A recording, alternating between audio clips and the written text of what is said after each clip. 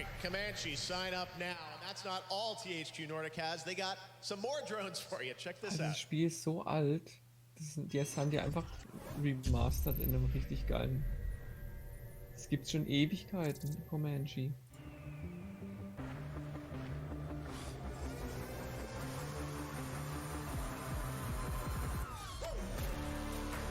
Was ist das jetzt?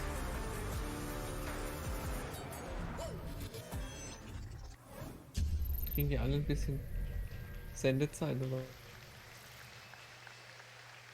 All right, announced last week was Need for Speed Heat from EA, and everyone's been saying, when do we get to see real gameplay of it? Well, tonight's the night. Please welcome from EA, Riley Cooper. Come on up, man.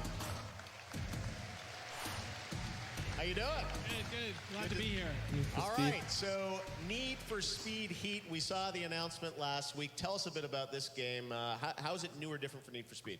Well, you know, it focuses on the core experience of street racing and modified cars at night with cops. And to this, we've added Speed Heat, racing we saw by day to keep that experience fresh and help explain why all these races are in town.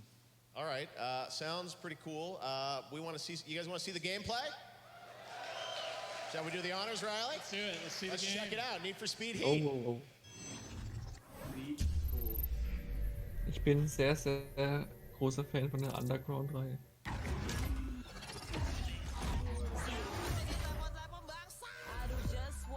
Welcome to Palm City, a fresh world with new customizations and the return of cops.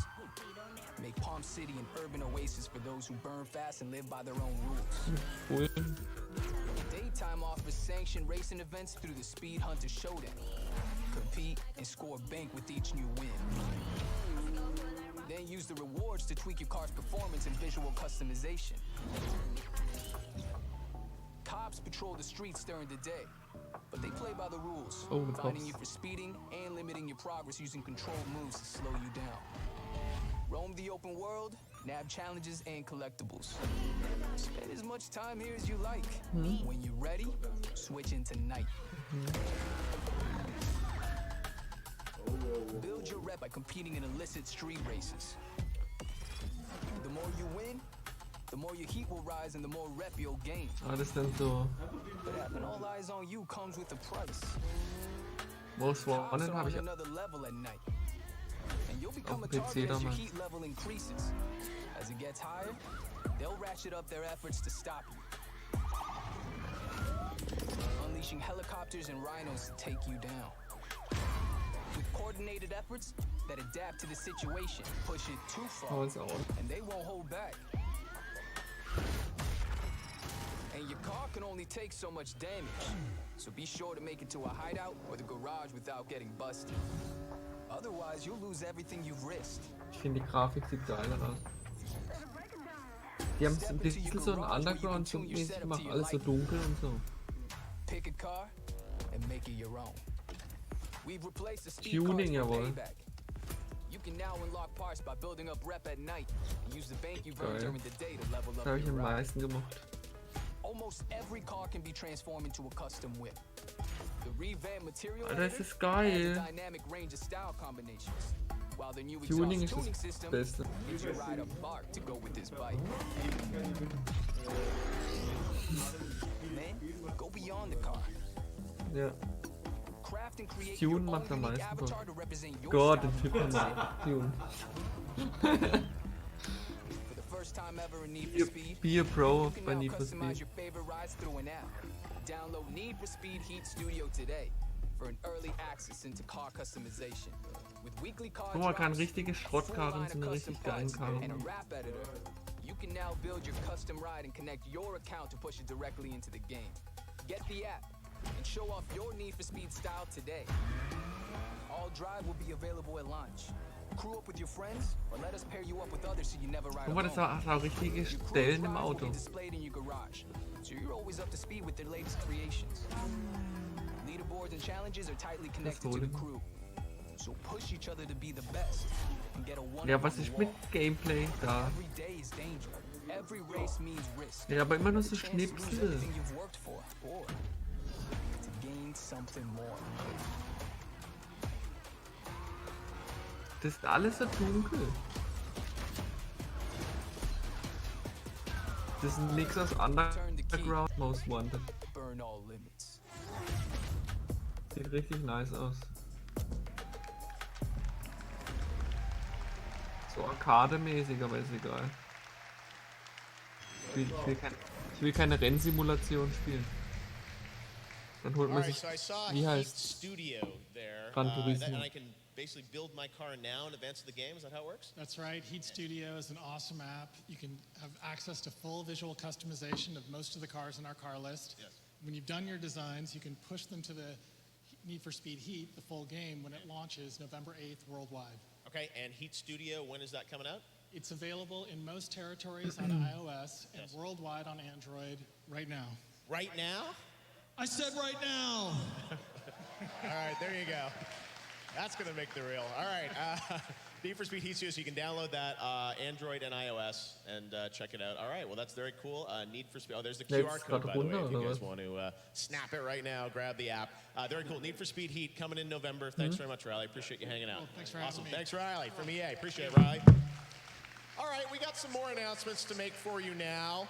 This is one that, again, another big surprise for everyone. Check it out. Another world premiere right here for the first time at Gamescom opening night live. World premiere.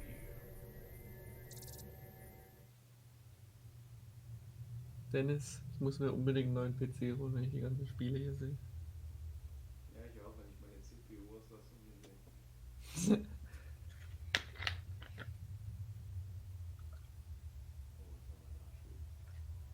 Das sieht so Weltraum, wie heißt das Spiel?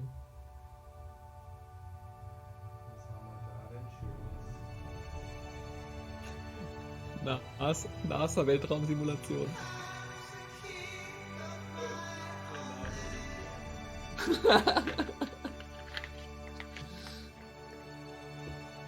Vom gleichen Hersteller wie der Landwirtschaftssimulator. Marsianer, das Spiel. Auch nicht.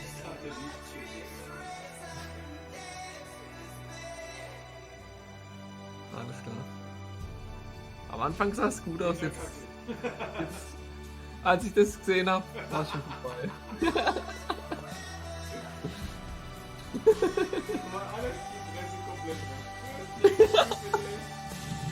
Guck, hier kannst du Raketen bauen. Simulator. Das ist echt so eine NASA-Simulation.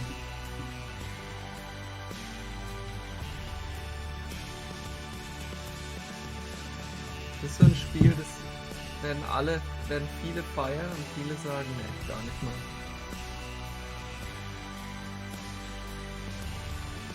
Warum ist das so? Was haben diese kleinen Männchen zu bedeuten?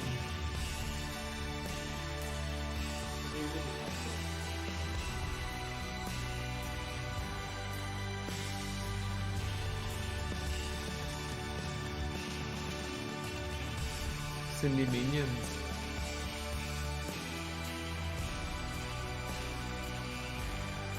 Das ist echt so eine Weltraumsimulation. Guck mal.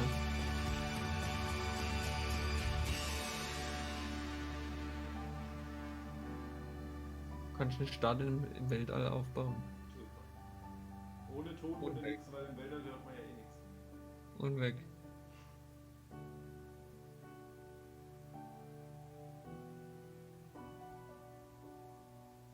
Space Program. Die Leute rasten aus hier. Also am besten fand ich bis jetzt Need for Speed. Also am interessantesten für mich jetzt.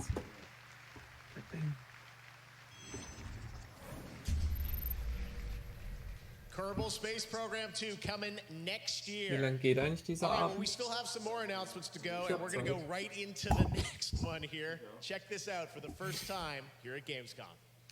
Sowas macht Bock. Nochmal eine World Premiere. Voilà. Oh.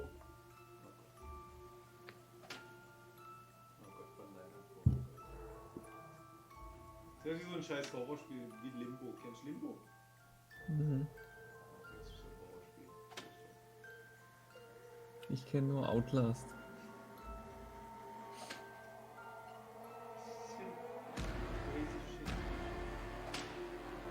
Die Musik.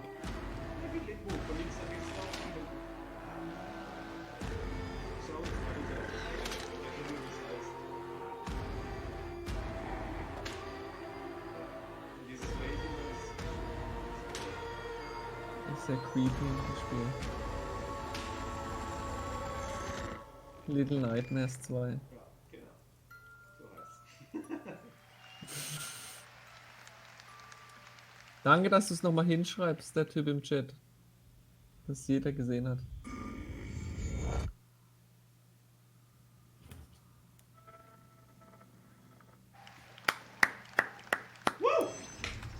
Muss man Applaus. Da warte ich schon so lange drauf. Little Nightmares 2. Dave, how you doing? Endlich, ich hab How did you get this shirt hab on? nur auf Did you dieses do that Spiel during the gewartet. trailer? Wearing this all day. Oh my god. All right. Well, hopefully you had a jacket on or something. Don't spoil any announcements. All right. Well, anyways, Little Nightmares 2. The first game was, beautiful. And what we saw there, again, in-engine footage from the game. For you guys to do a sequel, where did you want to take it? Seems like there's a new character, right? Yeah, it's a new character called Mono that you'll be playing as. Six is there as well, so but you'll be playing as Mono, and the pair of you go into a place called the Signal Tower, which is the center of the whole story. I mean, this is, beautiful platforming, just incredible graphics with Unreal and what you guys have put together there.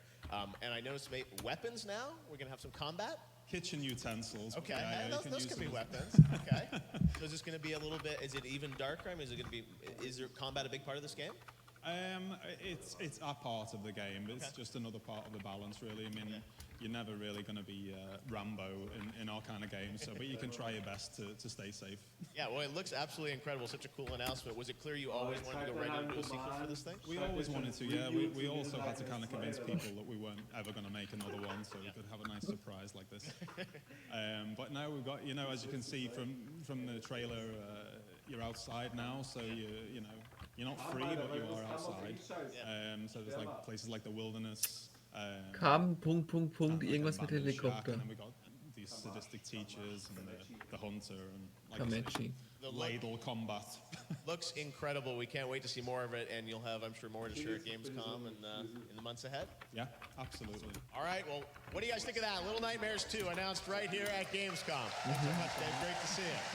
All right, well, there's so much other stuff going on at Gamescom in the days ahead, and IGN's going to have a live studio where they'll be doing tons of coverage. And joining me now to talk about the Gamescom Awards and all the things that are happening this week with awarding great games is Sydney Goodman from IGN. Sydney, take it away. Well, thank you, Jeff. With me is none other than Mark Healy, Creative Director at Media Molecule. Mark, you and your team won Best Original Game and Best Sony PlayStation 4 Game for Dreams. Congratulations. And second, how are you feeling? Well, that's fantastic. I'm very happy. I'm sure that the team will be very happy about that. And I'm just relieved, actually, that we've managed to get this far, because it's been a long road. So I should probably say thank you to Sony for letting us take so long to Die get 200 here. irgendwas. And Ja, really insgesamt. importantly, I want to thank the Da kommen halt community, Leute rein und gehen wieder raus. obviously the lifeblood of Dreams, and they've blown us away Ja, aber constantly. So Unique thank you. User oder 142 allgemein That's Aufruf? awesome. Let's hear it for the community. So speaking of community, you and your team have been in early access since April. How has it been seeing Den Preis players hat er create verdient, and explore dieser in Mann. Dreams? Oh, it's humbling, because there's just so much talent out there waiting to break. Geht's into eigentlich this immer noch um industry. Little Nightmares So 2? it's really exciting watching people get better and better day by day. There's already some superstars in the community, so yeah, it's just going to get better. Awesome. Well, congratulations again, and back to you, Jeff. Thank you, Sydney, and congratulations to the Molecules. Such a great game that's empowering creators around the world. All right, now our next game is one that has been announced, but everyone's been wanting to see gameplay on it. Well, tonight we got the first gameplay for you. Predator Hunting Grounds from Ilphonic and PlayStation. Check this out for the first time. World Premiere. Ja. World Premiere. Oh, Sony ist immer gut.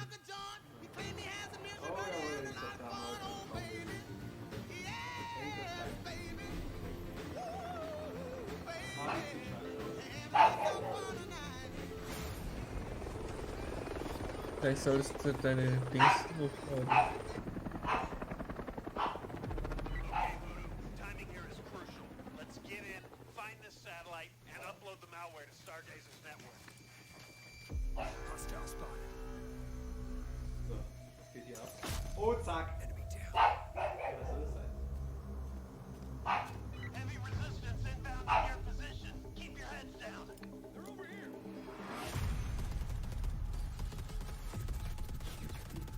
Sein! Damn it, Voodoo. I need someone near that SATCOM. What the hell was that? Oh, Aliens vs. Predator oder Predators. Oh my goodness. Das ist immer viel. Das ist sowas wie Halo. Predators gibt's nicht. Ah.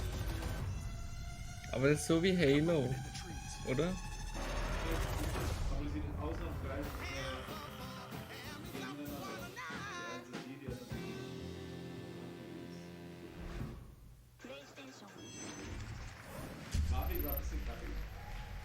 There you go, your first look at Predator. I'm here with Charles from Ilphonic to talk about this. So you guys did Friday the 13th. Auch für How do you PC. go from there to Predator? Well, we were just kind of sitting around and someone decided to throw out the idea and we really didn't even have to think about it or brainstorm it. We all just knew instantly what the game was, so it totally made sense.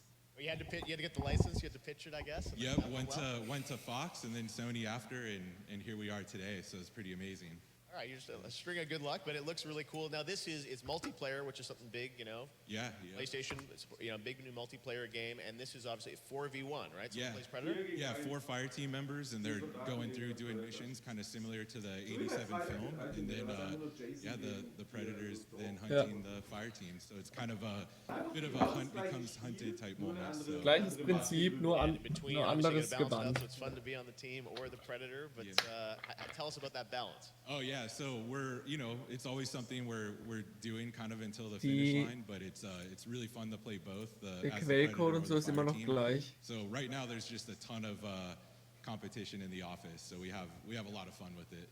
Awesome. I know it's sort of early alpha, so you guys are here at Gamescom, showing it to media, and coming next year. Yeah, pre-alpha and sometime next year for sure. All right, Predator Hunting Grounds. It's one to watch. Thanks so much for popping by, Charles. Thanks for having me. Awesome, great. All right, well, now we're going to take a look at a game that has an expansion coming out in September, Monster Hunter.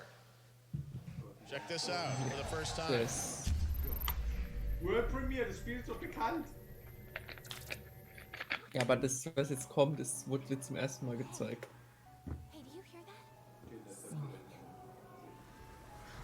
What is that? What is that? Monsters displaying disturbing behavior. Songs. Is having an incredible effect on other life in the new world. You're going to need his help. That elder dragon is going to be a problem.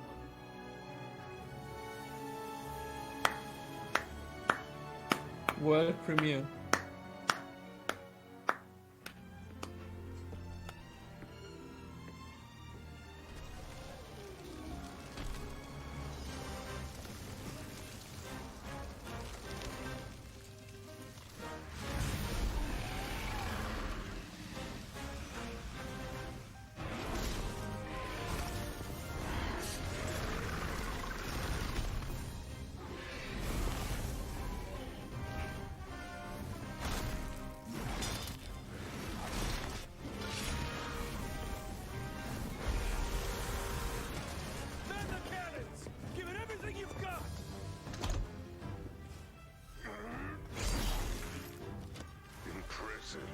Cannons ready to fire. Orders, sir. You were the only one who's fought this Velkhana before. We can't fail here.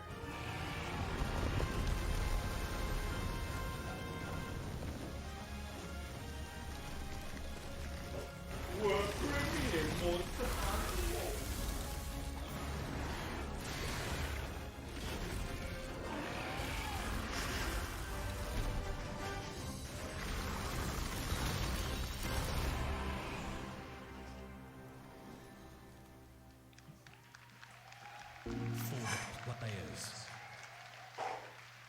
At Jaeger, we innovate, we take risks, we strive to create games you've never played before. This time it's self-published. It's without compromise. It's PvE It's PvP. It's a new genre. Welcome to the cycle.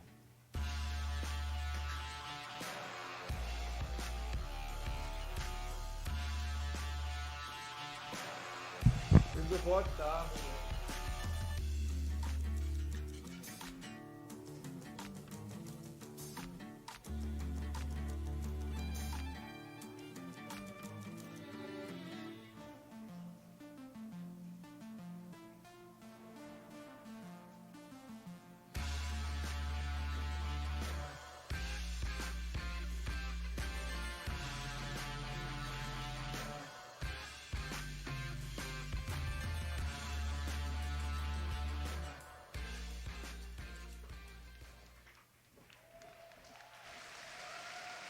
All right, I'm here with Jonathan, talking about the cycle.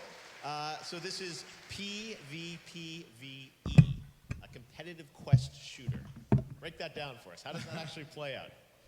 It plays out pretty interesting.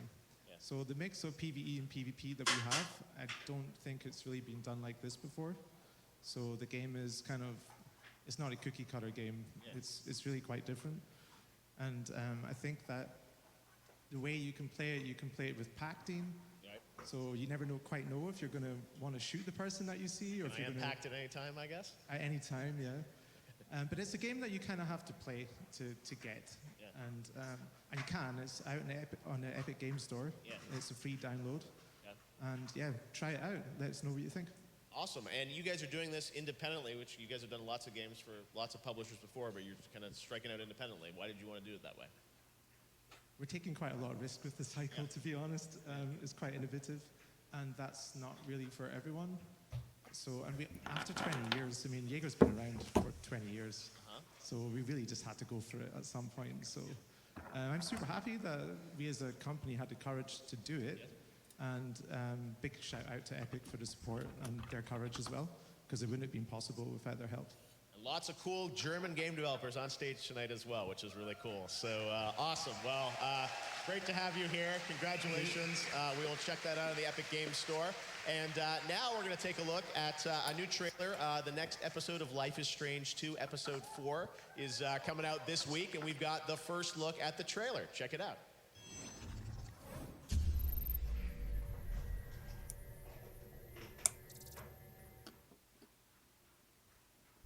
Oh, oh. So, das habe ich verpasst.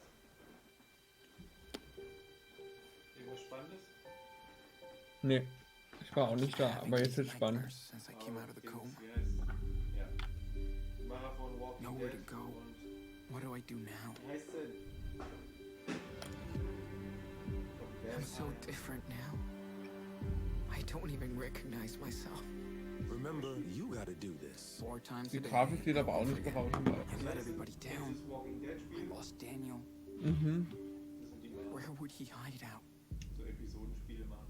We have a lot of people looking for your brother. Die haben halt geile Geschichten. For how long? It's been over 2 months. The Bureau Kann ich kleine Serie profile gucken. out over 4 states.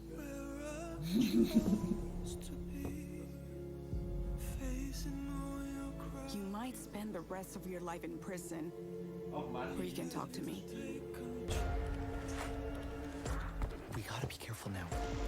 How would I even find Gleich wenn's kommt, ja, so heißt es. world have to get me? Ja. Nobody will stop me.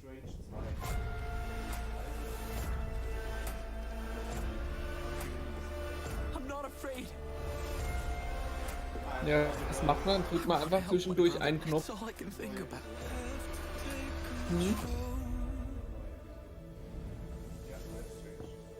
Sean? Ja, was macht man da zwischendurch? Einfach einen Knopf drücken. Sachen finden. Das ist einfach nur so. Story.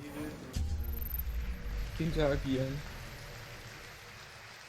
All right, guys, while we're watching, I just got a text. Guess who just arrived in the building? Hideo Kojima's here, everybody. He'll be here out here a little bit later, but we do have some Death Stranding for you.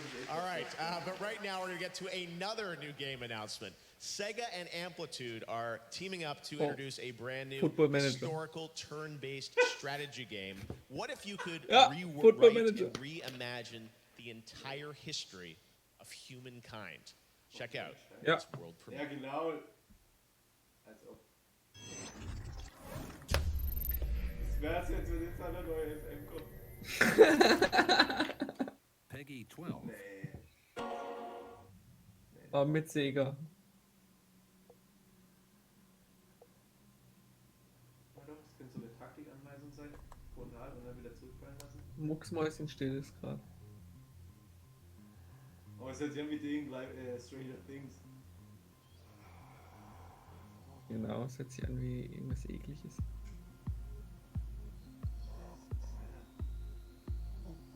Gott, spielt man, also sieht aus, als würde man dann die Dings spielen. Ist das die Grafik? Nee.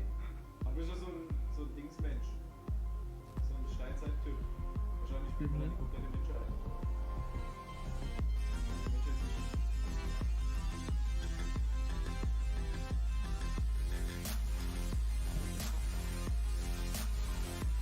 Was ist das? Also wenn das die Grafik ist, sieht es schon gut aus.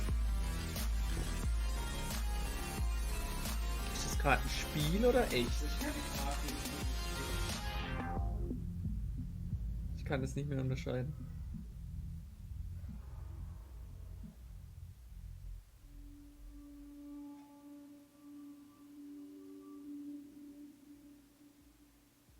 Ja, was sagt mir das jetzt? Oh. Fortnite. Alles klar? Hä? Ah Gott, so ein Strategiekack, so wie Civilization. Anno. Nee, Anno ist Aufbaustrategie. Civ ist so. Mit so sechseckigen Feldern und so weiter. Ja. Wie Civ. Einfach Civ mit einem anderen Namen. Jugendkack. Ja, aber baut man da nichts auf? All right. Now it is time Magst du for Starcraft? Borderlands 3. You guys ready? Oh, Borderlands 3. Oh, I love the enthusiasm. All right. Please welcome from Gearbox, Paul Sage. Mit dem neuen PC meinst Hello, Paul. Hey, Jeff, how are you? I'm doing pretty well. You've been traveling around the world. There's so much Borderlands stuff going on, but we don't have to wait much longer for this. Coming in September 13th. So let's Alter, talk alles im Borderlands September. 3. First of Wird ein all, teurer the Monat. campaign. I know last week a lot of previews went up. Influencers, press got to play it. So we got a little footage of campaign we're going to talk about first before we get to talking about the end game, which we're very excited about. But tell us a bit about the campaign and sort of what you guys have shared recently on Borderlands 3. All right, so we showed off about 4 hours of just the beginning gameplay where you start on Pandora. Yeah. And then we moved on to Eden 6, which is a new planet we've never showed off before. And we tell this Ich kind dachte, of du magst so heartwarming story außerirdisches Zeug. of two AIs who fall out of love, and one AI who's a jilted lover takes and shoves the other AI just straight up into a pink plush bear who is voiced by none other than the charismatic So ist das ein Ice-T. Spiel für There uns. you go, Ice-T. All right, in Borderlands 3, of course, right? Now, you've got obviously amazing characters playable with Flack. I mean, people are super excited about what you've shown kind of on campaign. And the thing, though, that everyone is always curious Kann now, man das I know in it's kind of Koop silly to be spielen? talking about the end game before the game's even out. But folks want to know, what's the challenge? What can you tell us about the end game for Borderlands 3? All right, so all this week and Echt? probably next week and a few more weeks, we're going to be talking about endgame. Yeah. First two things we're going to talk about. The first one is called a Circle of Slaughter. Okay. We're bringing Sieht so back Circle of comic-mäßig Slaughter aus. from Borderlands, right? And it's just this wave after wave survival mechanic of fighting off enemies. And the cool thing about this is that, the more you survive, the better your rewards are. And there's more, though, right? There is more. Okay. So we're announcing something called Proving Grounds. Okay. Okay, Proving Grounds starts off with the Iridians, Yes, right? we got And footage here, right? Yeah, we're showing off, a little bit of the Proving Grounds here. Okay. And the nice thing is you have to go throughout the game and discover Iridian writing. This is this ancient alien race. And then you find the coordinates to planets once you kind of decipher all these things. And then you find out that you can take gibt's ja da so mission Klassen from this und Iridian keine that you Ahnung. see here. And the mission has Ich different dachte, das ist doch wie objectives, Destiny. right? Ich dachte, So du it's magst got sowas one, nicht. just kill Nee, everything Destiny, dann because hast it's du Borderlands. so And then it's got optional Klassen, objectives, dann like Fußballern, don't die, Leveln. all right? Wie Do it Destiny. within a certain That's amount of 4 Milliarden time Waffen. and kill a certain thing. So you I can see all that, yeah. you can see the optional That's 4 objectives Milliarden. right here. And then the nice Voll thing viel about the auf jeden optional objectives is that if you do those Ja, aber optional das sieht objectives, so at the end comic-mäßig we have a aus. test, and absolut. the loot gets better, how the optional objectives play out. So if you're really good, you'll get the best loot in the game. Super replayable, obviously, for people that kind of... It's all about replayability at this point, yeah. Awesome. Well, that's amazing. And so time-based, obviously, going through there with you and your friends and having an amazing time. So this, obviously, the Proving Grounds, this is one map. Are there multiple Proving Grounds, obviously? Yeah, there's about 7 die ganzen Proving Spiele so Grounds sehe. scattered throughout the game. Or actually, sorry, I said 7, I meant 6, but you know, words. Okay. I'm sure there'll be more down the road. Right. But, all right, so that's... And I'm sure there's probably even more in-game, or... There's all sorts of in-game. You know, again, like I said, we're going to talk about it more. We have something called Guardian Rank, which is if you play Borderlands 2, it's like Badass Rank 2.0. Yeah. We'll be talking a lot about that. Aber So, bei yeah, a lot of Fortnite stuff hüpfen coming die up. da auch die All right, well, Zahlen. we don't have to wait long for Borderlands 3, but it's so awesome to see Proving Zeigen Grounds. Sie mal was And when can we Fortnite. check it out, Paul? You will be able to check Keine it out Ahnung, Friday ich the 13th. That's September 13th, 2019. I hope everybody is there. Oh, yeah, and I'm sure you're going to have it playable here at Gamescom, so everyone will be checking it out, Absolutely, right? yeah. All right, Borderlands 3, the guys from Gearbox. Paul, thank All you right, so much. thanks for again. Kicking off Gamescom with us. Really appreciate it. All right. So now we've got a cool new game to show you guys, and this comes from a German studio, and sometimes we get pitched indie games for Game Awards or even Gamescom, and sometimes we get trailers that just German blow me studio. away. And this is a game that you may not have heard of before, from a studio that you may not know about, but take a look at this. I was really impressed with this trailer, so we're so proud to announce this brand new independent game made here in Germany on opening night live. Check this out. Let me know what you think. I was really impressed. World Premiere. Wieder mal eine World Premiere. Ein deutsches Spiel. Ja, Deutsche machen nur Kackspiele. Das sind so Kleinigkeiten, was so Indie-Zeug da, Rockfish Games, noch nie gehört.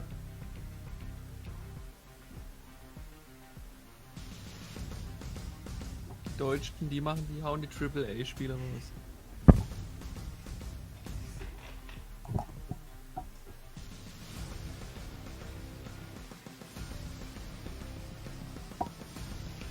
Das ist außer Weltraumzeug.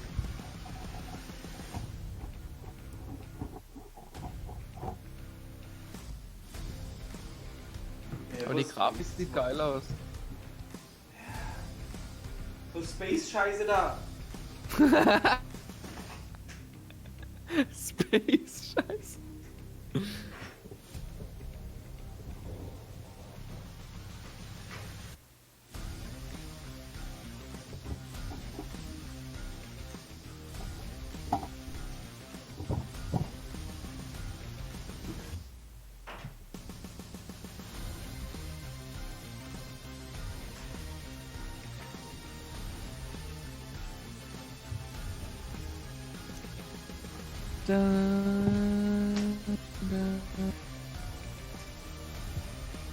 Ich glaube, das ist einfach.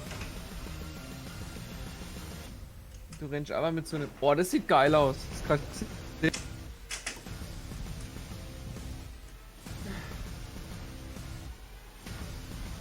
Guck mal. Was? 2021, Gott! Kündigt doch gerade Spiele für die übernächste Konsolengeneration an.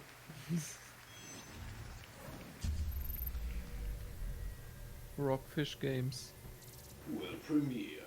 Oh, 18, das gefällt mir schon mehr. Das kenn ich schon. Oh Gott, Switch. Oh, nee. Oh, Witcher. The Witcher 3.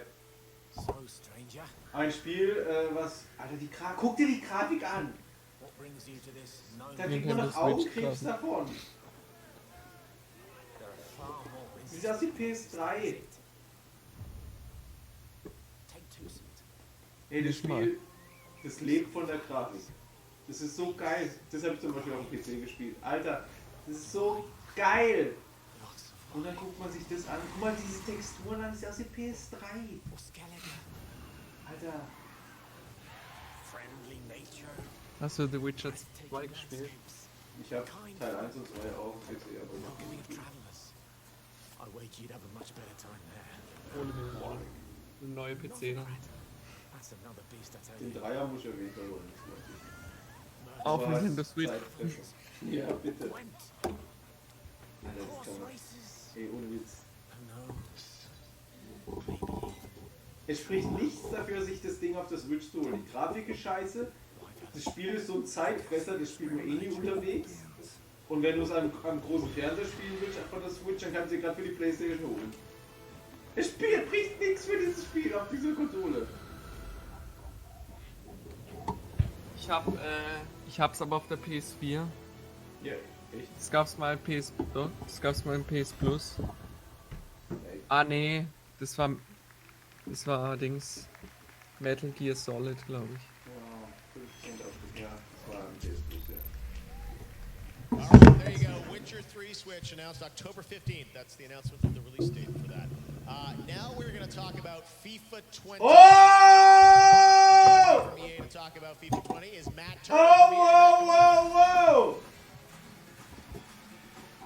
Woo! Jetzt will ich Good was to see sehen. you. So Jetzt FIFA 20, enthüllen Sie kind of a nochmal big deal, especially over here. Everyone loves FIFA. Tell us a bit about the new Volta. What is Volta in FIFA? Oh, Volta. Yeah, well, Volta football is really all about celebrating something that our fans have been asking for. Was machst du? I mean, we've been honing Ich habe das nochmal ausgerichtet, mein Mikrofon. the 11v11 game for a long time. You know, bringing you your favorite squads and clubs and players and stadiums, but Ich hab so Bock auf Volta. for millions of people all over the world, their stadiums. Ja, das ist das Einzige, worauf ich Bock habe auf Infi. And those are the spaces where they can express Hörst du mich jetzt besser? creativity to the game, and sometimes even Ganz laut influence und ganz how klar. professional game is played. So we really set about Ganz klar Oh, und leck! Irgendwie, das geht ins Gehör wie... bringing that creativity and style to the man hört jedes Ja. Neues dran. Das ist wie wenn ich so ganz nah rangehe. So. like and how they play and how they what they wear on the court. And with Wie heißt dieses? ASMR. that authenticity, Ja, genau. depth of the real life street football experience is what you're going to see So ganz nah. all over Volta football in 2020. And I know That's my we saw in the name. trailer that we're going kind of around the world. We're going to Eiffel Tower, other places. Yeah. Yeah, that's right. So you're gonna, create your Nee. avatar. You get to test your metal So against some real legends of street football. And then you're gonna Flasche create your Flasche squad, knistern. go out there and recruit your best team and try and take a shot. Meine Damen und Herren, ASMR. In street football, which is the Volta World Championships hosted in Buenos Aires, but you're gonna play in 17 locations across 5 continents. So Tokyo rooftop. In the shadow of Table Mountain, shadow of the Eiffel Also, guck, wie das Tower, aussieht. you know, overlooking the New York skyline. So Boah, was all ein these Tor. locations are brand new and really fresh. Aber ich glaube, bei dem Volta kommt es mehr, We brought a clip for the first time. also auch auf Tricks an, aber ich glaube auch viel aufs Pass. Yeah, well, Schnelles you're Passspiel gonna und get to, so. you know, create your avatar and really see how they Ja, look wenn du and dich play on the durchtrippelst, court. ist es geiler. Obviously spend a lot of time Ja, Kriegst aber mehr ich glaube, das Punkte. geht nicht so in dem You're also gonna Weil get es hat Doch. genau die gleiche Dings wie, genau die gleiche the Adidas Tango League. Da kriegt man mehr Punkte. One of our legends, Kotaro Tokuda, is going to give you a little taste of his world championship winning routine in Tokyo. And like any adventure, you're going to make some friends along the way and maybe a few enemies too at the same time. All right, well, let's take a look at a premiere clip from FIFA 20 Volta coming in September, right? Yeah, you want to check it out at Gamescom right now, you can. If you want Mach to get ich. your early hands on it, it's going to be on EA Access. EA Access mach ich mir dann auch September wieder. 19th, 10 and Stunden for the spielen. rest of the world on September 27th. Kannst du ja auch machen auf der Check it out. PS4, das FIFA ist auch. 20 World Premiere clip Was? from Volta EA Story. Thanks, Access. Matt. Cheers, man. Echt? Oh, guck sie an. Gameplay. Ah, da kann man so Story-Modus spielen. Ja, das sieht aus, der links ist bestimmt der Charakter. Das ist geil.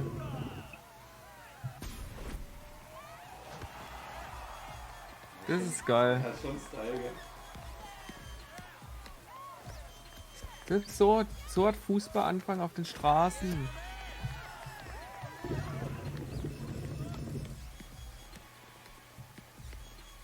Gut, das ist jetzt too much. Das muss jetzt nicht sein. Bestimmt muss man dann so Challenges machen. So die anderen beeindrucken.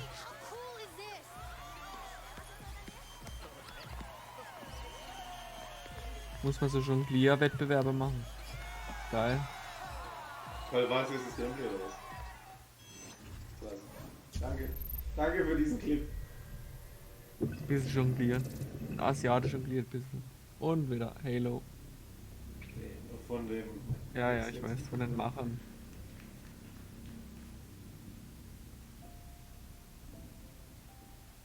Wow. Also es war jetzt schon ein bisschen enttäuschend, diese FIFA kurz da. Ja, das war einfach nur Hauptsache ein bisschen was gezeigt. Ein bisschen Präsenz gezeigt. So, wir sind auch da. Wir sind auch da, ja. Schon wieder so ein scheiß Cyberkack. Die Grafik sieht aber geil aus. So will ich Grafik. Vielleicht zeigen sie noch Cyberpunk 2077, Alter. Dieses Spiel. Zerfickt alles. Für PC. Und PS4. Aber der PC kann ich vergessen, das packt meiner nicht. Das ist so geil, Alter. Holst du dir das für PS4? Ja. Muss. Auf dem PC läuft es wahrscheinlich noch geil. Wenn es laufen, würdest du für PC holen? Das ist ein Singleplayer-Ding. Mhm. Ich mach noch einen Witcher.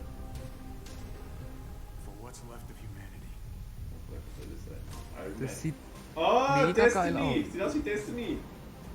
Das sieht mega geil aus. Sieht aus wie Destiny. Aber in besser.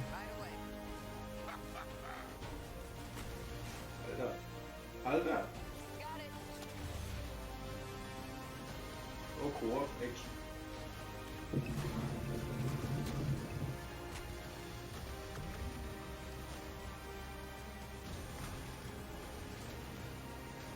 Was ist das? Das ist von den Machern von Halo, das kann nur gut sein.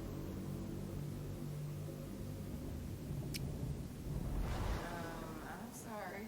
Were you two having a moment? I got a little beat. What? Also sind es Menschen, sind es Roboter? Sieht aus wie Titanfall. Disintegration. Oh Mann, das sah so geil aus. Wieso erst 2020? Ja, das sind Weltpremieren, als ob das heute dieses Jahr noch kommt. Das, was World Premiere ist, kommt auf gar keinen Fall dieses Jahr noch. What you guys think of that? Looks pretty cool, right? Vielleicht so We kleine got Lisa. Marcus from V1 here. Marcus, this is so cool that Disintegration is real. You showed the real gameplay there. You and I first started talking about this game, I think, like 5 years ago, and you're just a couple people. That's right. We were talking about the first Game Awards in 2014. You're like, man, we'll Was war kickstart noch this. gut? And here we are, Borderlands 3? 5 years later, Was we've jetzt got a bigger team now, right? We do. Ja. We started out with 3. Was war noch gut? Now we have a small team of 30 people at V1 in the Seattle area, back out in the Pacific Northwest. Little Nightmares. You're known for doing some cool things out there in Pacific Northwest with certainly, co-creator Halo, Master Chief, and this is something heißt, brand wie ist new. das Tell jetzt us about this Disintegration? new character that you're in. All right, we've got a new character we're playing. His name is Romer. He's a trained grab cycle pilot. It's one of these vehicles that you saw flying in the game. Yeah. It's a game Es sind very 3 much Leute in unlike meinem anything you've ever Zuschauer. played Es ist before. 4. Wer hat And wie you're viele doing Spiele? Also ich selber campaign schaue and zu, multiplayer for That this? is true. We have a Hast story, du es auch noch full auf? single player story Nee, nicht campaign, mehr. as well as a huge multiplayer component to it as well. Okay, well, let's talk about some of the gameplay we saw there, because people, know sort of, first-person action games and Alle tell us about Menschen, the die jetzt style of gerade gameplay, zuschauen, how you're schreibt mal playing, irgendwas explain in what die people say. Kommentare. Sure, it's a first-person shooter with Jetzt! a lot of real-time tactic elements blended in. So you play in this grab cycle vehicle that Teilnehmer sind nur wir beide. and you have Nee, ich hab armor live weapons for, Ding, da steht offensive jetzt and 3. defensive capability, as well as the Dennis, commanding wenn ich a auf small Teilnehmer squad gehe, of sind nur wir units on the beide, das ground. wird man noch They sehen. each have their own unique abilities, so it's your job to use them strategically in gameplay. It's really cool. Yeah, no, it looks amazing, and it's got that, the feel that I think we know and love from, Halo, Destiny, sort of that epic world, the great music. I mean, it's a lot of signatures there, but it's new and different gameplay. That's all in my DNA. Well, the fact that you're doing, campaign and multiplayer, I think, is absolutely amazing. Kampagne und Multiplayer. Thanks. Yeah, we are taking on something pretty ambitious with a title like this, but the 30-person team in Seattle is a powerhouse of talent, of AAA devs like Bock myself, auf irgendwas mit as PC, well aber as mit PC a lot gar of nicht. emerging talent. So it's a great mix. This is definitely a game to watch. 2020, but Ich hole mir dann auch GTA und so können wir GTA zusammen zocken. That's right. We're playing multiplayer on the floor, so we're pretty excited to have every buddy jump into a 5v5. Pretty frenetic, a great experience on multiplayer, so it's pretty great. I love you guys announcing the game, letting people play it right here at Gamescom. It looks phenomenal. Good luck Thank with you. it. Hopefully we'll see more of it soon. Thank you. Disintegration, Marcus and V1. All right. Awesome. Appreciate it. Thanks, Marcus. Disintegration. All right, now we're going to take a look at a trailer for Darksiders Genesis coming out later this year. Later this year, endlich mal. Was hat er gesagt? Darksiders Genesis. Irgendwie ist jedes Video, was kommt, World Premiere. Ja, deswegen gab es ja dieses Event. Zeigen ganz viel neues Zeug. Gott! Diablo oder was? Das ist gar nichts für mich. MOBAs. WoW Classic.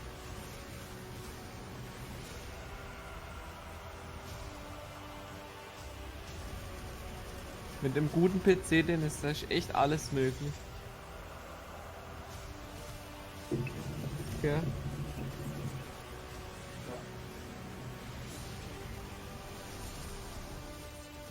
Da legen wir jetzt richtig los mit der Gaming-Welt.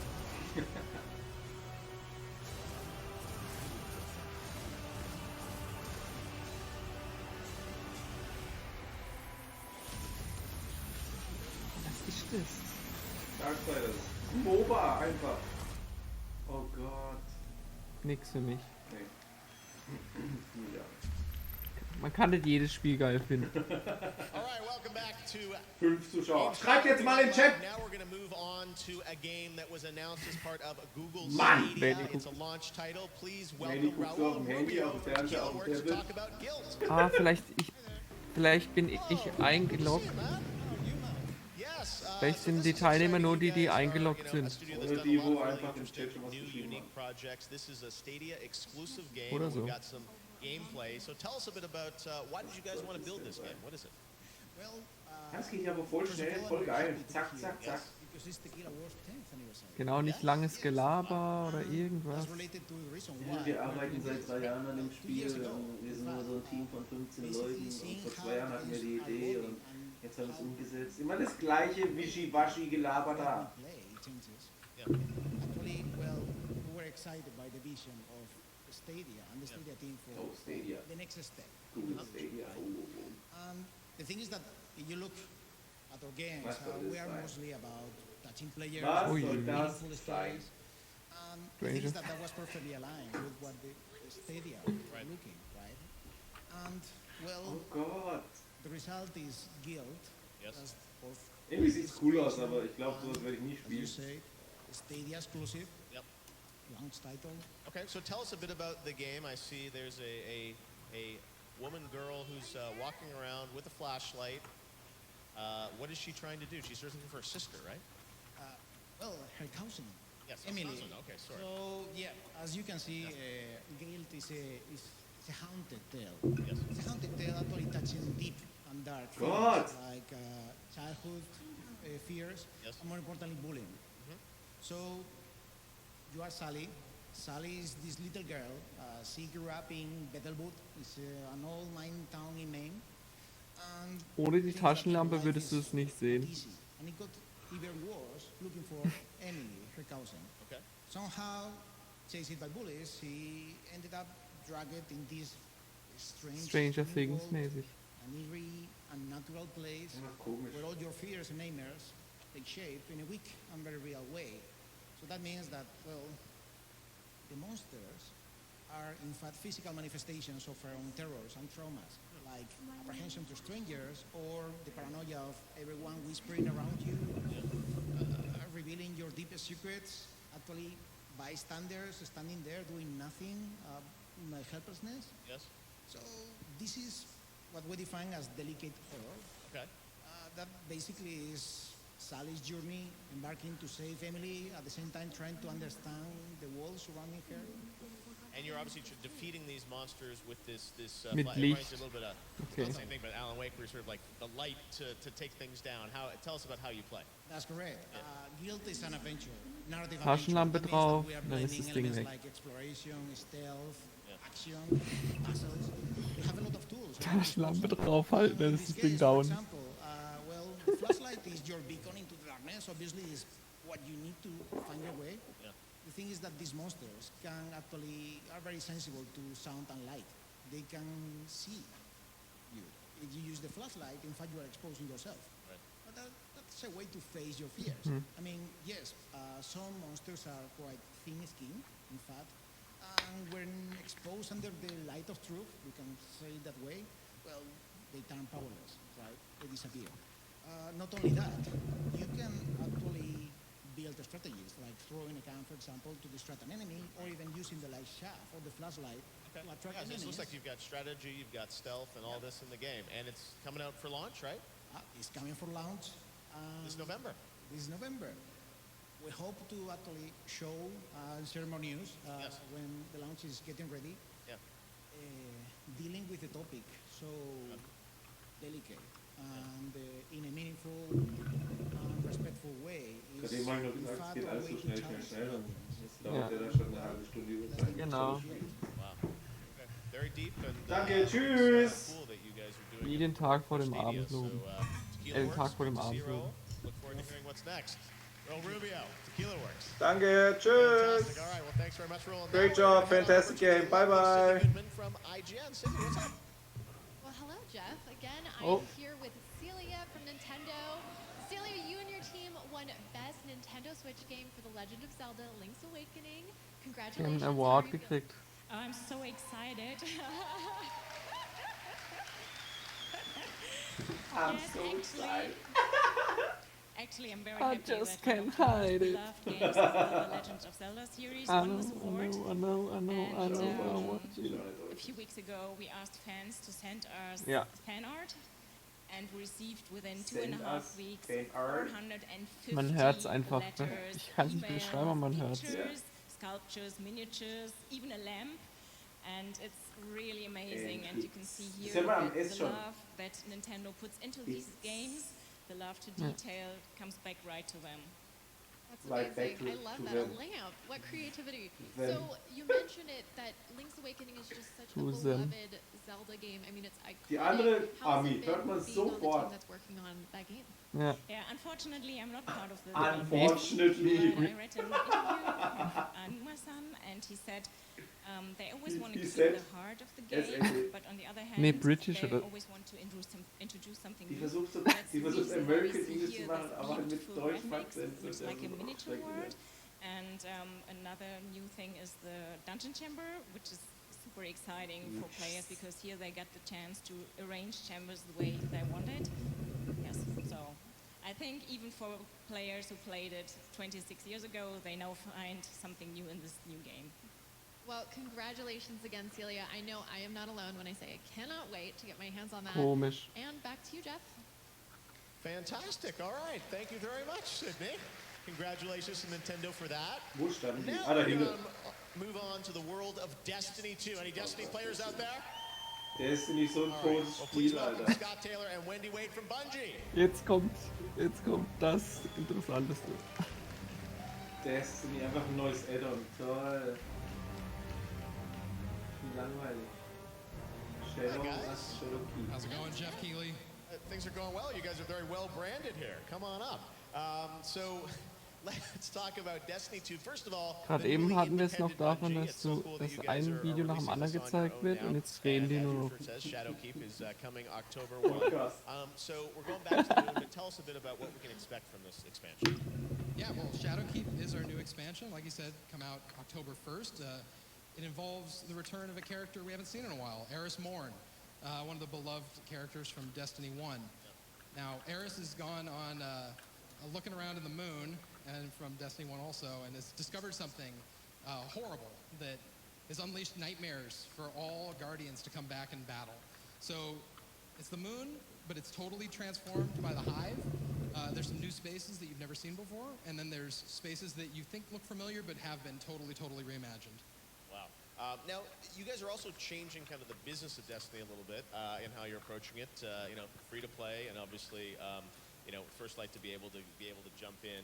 Tell us a bit about that and how that's going to change. Tell us this. New Life is definitely the best time to start Destiny. Yeah. Not only because it's free to download, but because the player very quickly is going to unlock the game. So if you want to jump in and play campaigns, no problem, we got you covered. You want to fire team up, jump into Crucible, jump into Gambit, play co-op strikes. It's all available right off the bat. Wow, very cool. And And WhatsApp. Yes. you can play your Guardians week, yes. on any platform you want. Yeah, that's awesome. Yeah, cross save coming online, which everyone's excited about. And Armor 2.0. There's so much in this game which everyone wants to know about. But tonight, Jetzt zeig mal ein bisschen Gameplay. for folks on the season that's starting of the Undying. So who's dead that needs to come back to life? Well, I'm very lucky because I get to work on one of the teams that focuses on seasons, which means we're keeping Destiny fresh all the time. It's always a great time to jump in. Ich grüße alle Zuschauer, die gerade dazugekommen sind. To confront nightmares, the Vex are bringing the fight to us. Okay, the Vex. Well, let's check it out. You guys have a little story trailer here to set it up, right? Yes, we do. Vignato. Awesome. All right, well, let's check it out. A brand new trailer for Destiny 2 Shadow Heat from Bungie. We appreciate them putting this together. Check it out. Thanks, guys. Warum schon mal so ein holen? Den kann man wieder die zweite Mannschaft holen. Ja. Oder holen, wieder verleihen.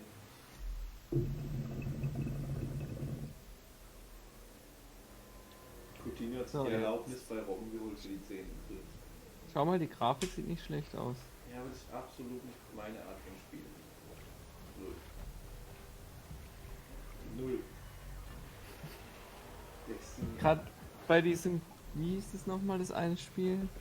Disintegration, das fand sie geil, aber das ist auch so ähnlich. Destiny? Ja, nee, gar nicht mein Spiel. Science Fiction einfach überhaupt nicht. Destiny ist mir zu sehr Rollenspiel.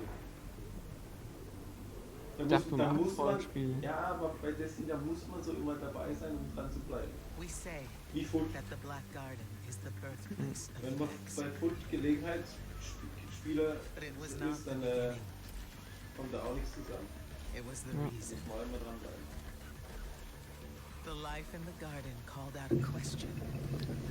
Aber Disintegration sah gut aus, oder? Ja, das hat ja auch geile Zerstörungsmechanik. Koop-Action und so. Ja. Was dein Zwischenfazit nach einer Stunde Stream? Was würdest du hervorheben? Also hervorheben würde ich nie von Speed. Disintegration sah ganz interessant aus. Predator fand ich jetzt nicht so mega krass von der Grafik her, aber ich glaube, es könnte ganz witzig sein, wenn da 4 Soldaten gegen einen Predator-Viech kämpfen müssen. Könnte ganz spaßig werden. Ja. Borderlands? Borderlands, ja, das hat man ja eigentlich schon alles so gesehen. Eigentlich, da wäre nichts groß neu, aber. FIFA 20? Ja, da hat man ja auch nichts gesehen. Aber jetzt was Neues hier. Irgendwas Depri-mäßiges. Irgendwie nicht sagen. Ich hätte mal Bock auf ein geiles Horrorspiel. Raphael Baumeister, hi, schau mir den Stream gerade von vorne an. Danke, dass du es zeigst. Sehr gerne, Raphael. Aber ich würde nicht von vorne gucken, ich glaube am Anfang war der Ton verkackt, jetzt ist es aber fest. Immerhin mal einer, der den Chat schreibt. Ehrenmann. Ja. Jetzt mache ich mal kurz Teilnehmer.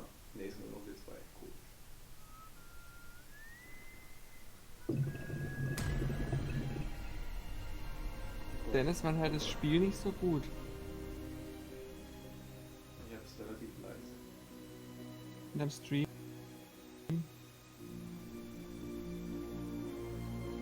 Jetzt hab ich wieder lauter gemacht. Ah doch. Raphael Baumeister, mein Abo hast du. Ehrenmann! Kuss geht raus.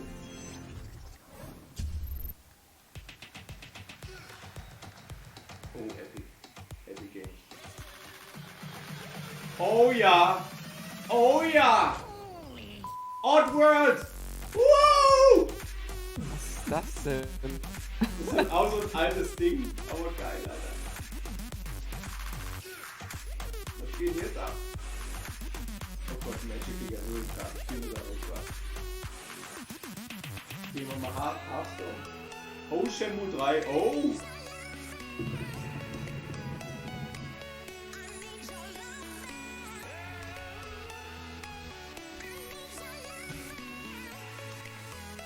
Ghost Recon Breakpoint. Das ist das Geilste. Ja, wenn du dir Uplay Plus holst, dann gönnst du gut. Kriegt man gratis dazu. Und auch das neue Watch Dogs.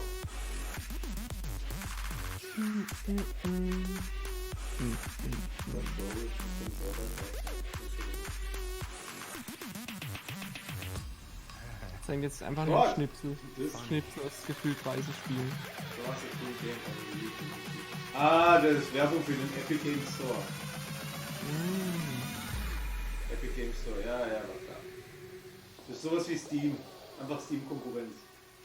Der Epic Game Store. All right, some announcements there from the Epic Game Store about new titles joining Oh, that Hand family. of And I'm Blood. here with Oh, Jeff from Wizards deutscher. of the Coast and Max, Deutscher who's a big YouTuber, Magic player, because we're going to talk about MTG Sag mir was, Arena, ja. which is Leute, joining richtig the Epic geile family. Videos macht That er. is true, it is indeed. Ah ja, der macht Magic has jetzt been part ein of so ein players' Spiel lives gespielt, wo for so about 25 years all im around the Mittelalter world, war. and Ist since es we der? started open beta for Magic, the Gathering Arena, we've had millions of people Muss join man mal us, and sein as we expand the neues game, we think the Video next best angucken. Der hat place den for the game Sprecher, is den to be part of the Originalsprecher Epic von Game dem Store, Video which will be coming this winter. in seinem Video. Okay, so coming this winter to Epic Also, Game Store. And Max, sagt der you're Sprecher, also a sagt big Magic player, einfach streaming, playing. Ehre. What do you like about MTG Arena? Geil, Alter. Voll aufwendig.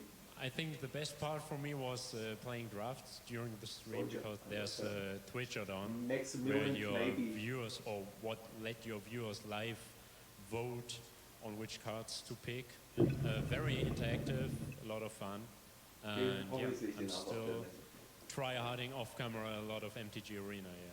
All right, so we don't have to wait long. Coming this winter. Coming right? this winter, yeah, very All right, soon. MTG Arena, awesome. MTG Well, thanks Arena. very much, Thank guys. you. All right, we'll check it out in the Epic Game Store. Thanks, guys. MTG All right, well now we've got another Toller announcement for you Auftritt, guys. klasse. This ties to a PlayStation game. By the way, I don't know if you guys heard the news as we were das here. war's Sony mit announced that they Magic actually the bought Gathering. Insomniac. So check your Twitter war's out mit there. der That just got breaking Danke news für during den our Auftritt. show. But speaking of PlayStation, we've got another trailer world premiere from PlayStation. Check this out. Oh, World Premiere. PlayStation jetzt. Jetzt auch interessant. Oh ja. 18. Oh, das ist Man of Medan! Sony gut. Nee, nicht Man of 18 Medan. gut.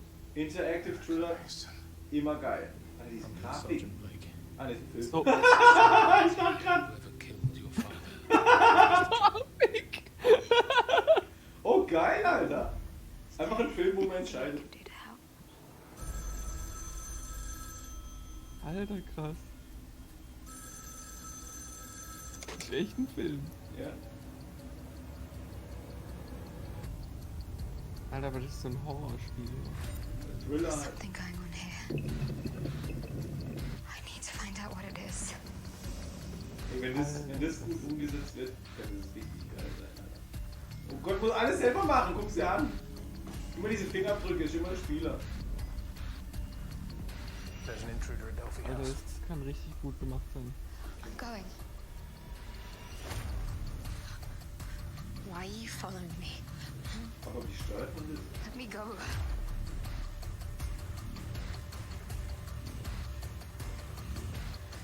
Und ich glaube, alles, also jede Szene. I know what I saw. I know what's real. Ich frage mich nur, wie man diesen Fingerabdruck steuert. Da dieses Geschenk aufmachen und sowas. Und je nachdem, was du drückst, läuft halt das Spiel oder der Film anders Ja, aber ab. ich meine, der hat ja vorhin dieses Paket da aufgemacht, da mit den Schleife auseinandergezogen und so. Out now? Out now? Erika? Erika, ein Interactive Thriller. Out now. There you go with the shadow drop. I'm here with Jack from Flavorworks and Holly, the star of Erica. Great to have you here at Gamescom. Oh, da müssen wir Welcome. jetzt mal zuhören. So this is a cool surprise because Erica we hadn't seen for a while, and then Oh, guck mal, da ist die wondering what's going on, Schauspielerin. and here it is with the trailer and out tonight. So first of all, let me kick off with you, Holly. Tell us a bit about Erica, the character that you play. So Erica is a little bit Noch of an nie was von enigma. gehört. She's a girl who's had this incredibly traumatic childhood experience, and it's haunted her whole life, and it's shrouded in mystery. And so when you meet her and you join her on her journey, then you sort of decide who she can trust, and you solve the mystery with her. And Jack, I know you've been, people see live action and they wonder, hey, is Interaktives this another, Live-Action-Drama. Netflix style thing. It's much more interactive. Preis Can you kind of 8,50 € explain about, how you're treating video. Naja, das, Yeah, we just wanted to make a das ist game einfach ein Film, and den du more so a mitgestaltest. really narrative game. And so for that, we knew we needed really nuanced performances with like strong emotional characters. And so Holly was perfect for that. More so than we can get in like Moko or something like that, mocap. The issue was, with video, it's always and feels a bit described and blocky, and our big thing was we wanted to make this as interactive as other games, where you're touching the world in a very Und dann tust du praktisch tactile way, am very high Handy fidelity. So we had to mit build this mit technology den from the quasi ground mit up. den We had to throw away all of our design rule book. work out how to get a film culture and a Ah, game und dann culture to work machst du die together. Kiste auf, the indem last du zum couple of years Beispiel has been us having hochswipes to oder so. throw away everything we knew and start again, but we're so So it's happy. not just straight kind of branching A-B path. There's much more interactivity moment to moment. Exactly. There's lots of branching, and it's actually really ambitious branching for a team of literally 6 people for the last couple of years. And it completely changed the way that we had to film this stuff. But it was kind of made quite like an intentionally ambiguous and quite out there sort of story, so that around a water cooler there's that thing of, we've all seen it, but from what perspective did we see it? And that was something that really excited us. Tell me about filming this, because I'm sure you had all these different branching paths, your character had to go in all these different directions. Oh my God, straight? it was crazy. It was quite a massive challenge. Erika because out obviously now. I've never done anything like this before, and films are quite linear and Ja, das funktioniert mit dem Handy. Da gab es Genau, so ein natürlich. Spiel. Da kann man dann auf dem Handy, wie so ein Touchpad, dann muss man wahrscheinlich so machen. Ja, dann kannst du dann die Kiste aufmachen. Physicality, so I had to, even though I was in the surroundings and it's really me there, and so you get all the nuances of a real life actor and not a CGI Aber das ist krass, du bist ja dann wie im Spiel drin, weil du ja auch die mit den Fingerspitzen das quasi dann aufmachst und so.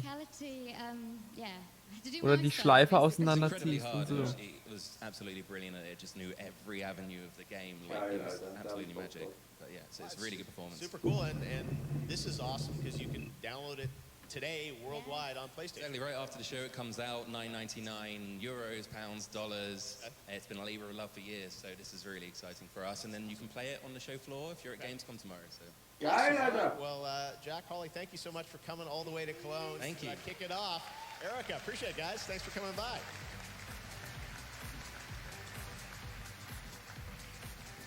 All right, well, we've got a lot to tell you about Gamescom this week, because we are just kicking things off tonight on Monday. And if you're watching this or if you're here, I want to let you know that you can also go to Gamescom Now, which is on the Gamescom.global website.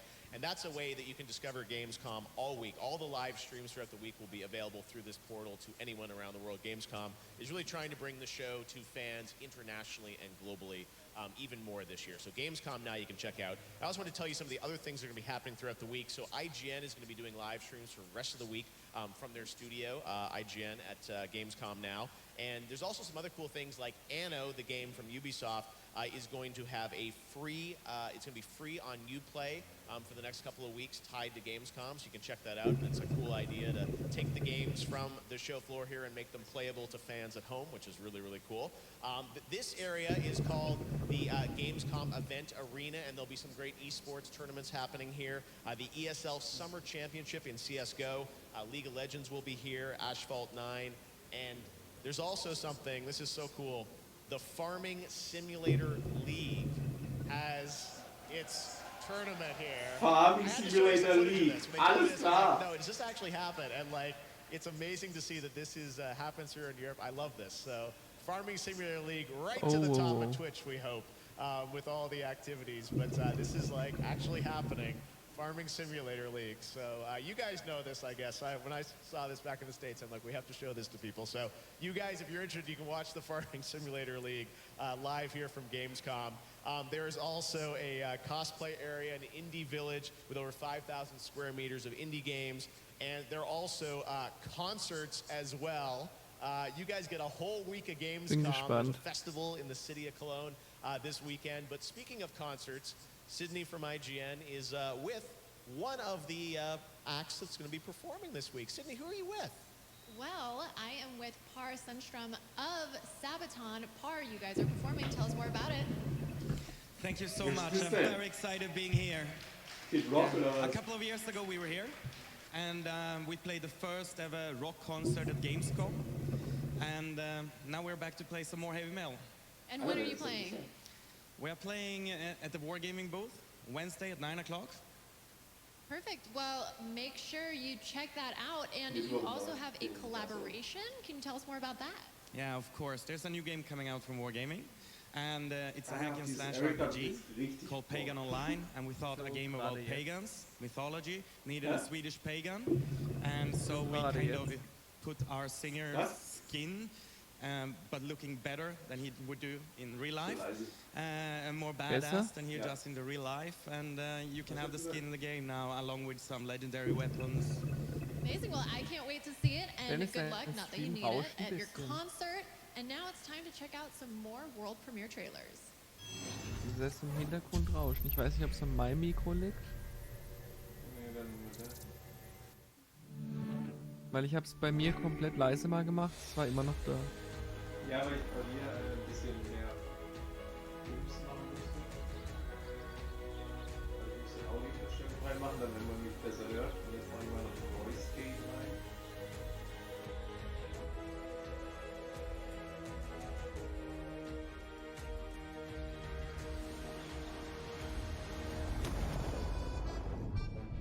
Nee, rauscht. Ja. 2. Ja.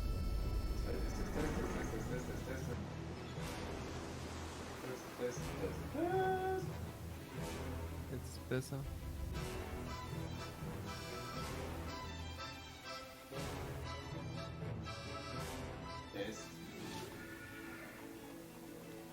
Oder ist es im Discord? Ich weiß nicht, ob es Discord ist oder der Stream.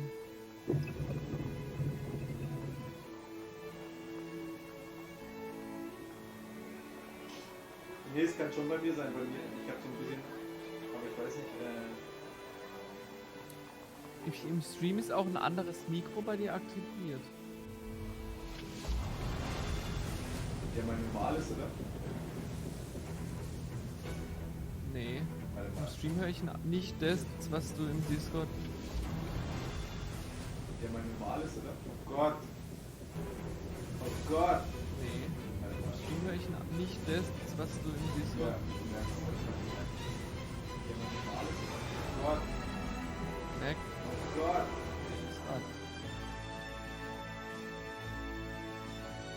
Gemerkt?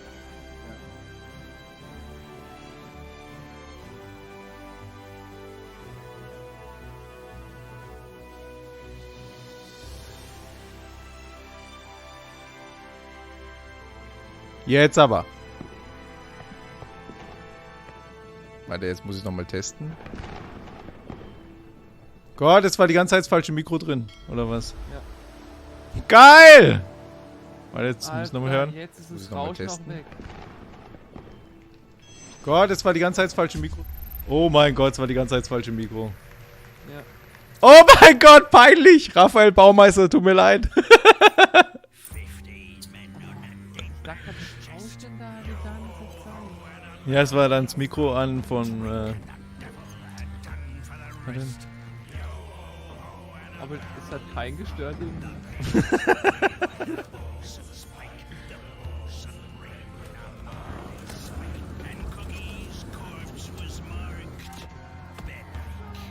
Warum sagten die Vanny nix?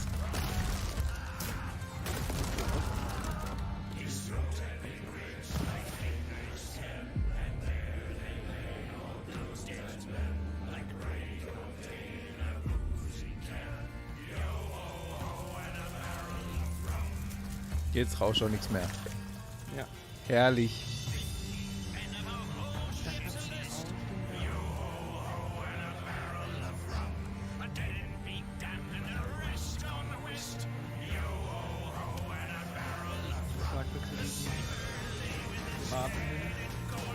Geh mal näher ran, ich höre dich nicht.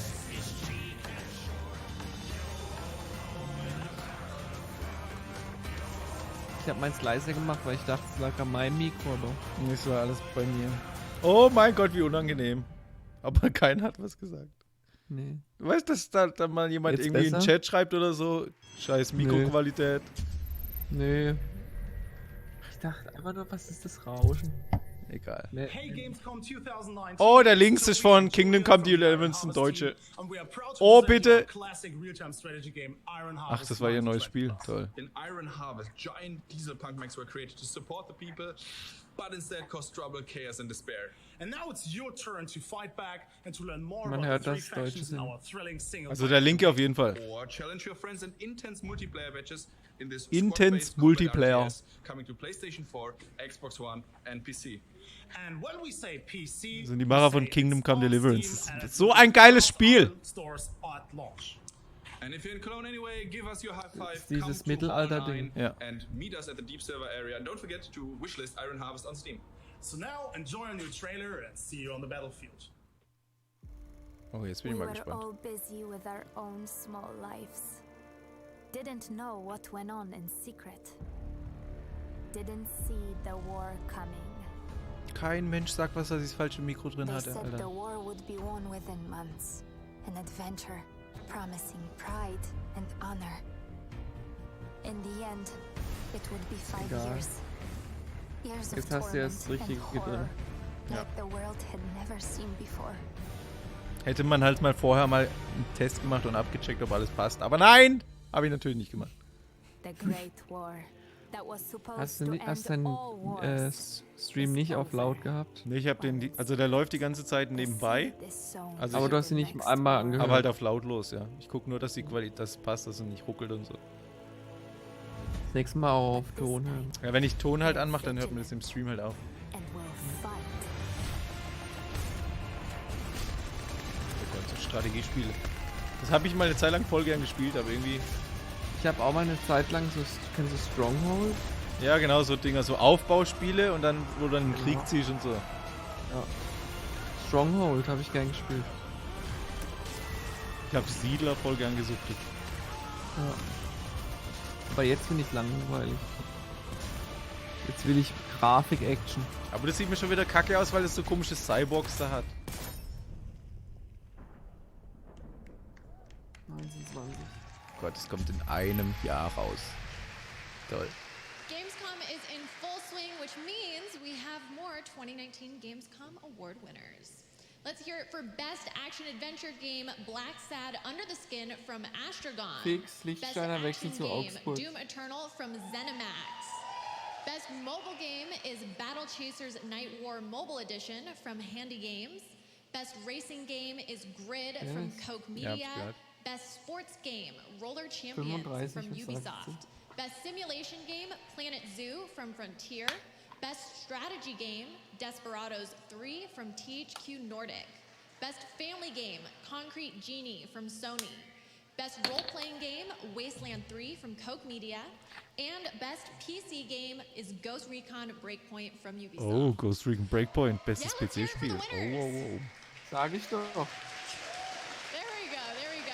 Das muss man sich holen. Das ist richtig All gut. of those Gamescom award winners. As Jeff said, Ja, IGN wenn du will dir be live Uplay all Plus week holst, kannst du long die and Beta we'll be spielen am covered for all 2. your Gamescom September. 2019 needs. Genau, bis dahin habe ich nicht mal einen neuen PC.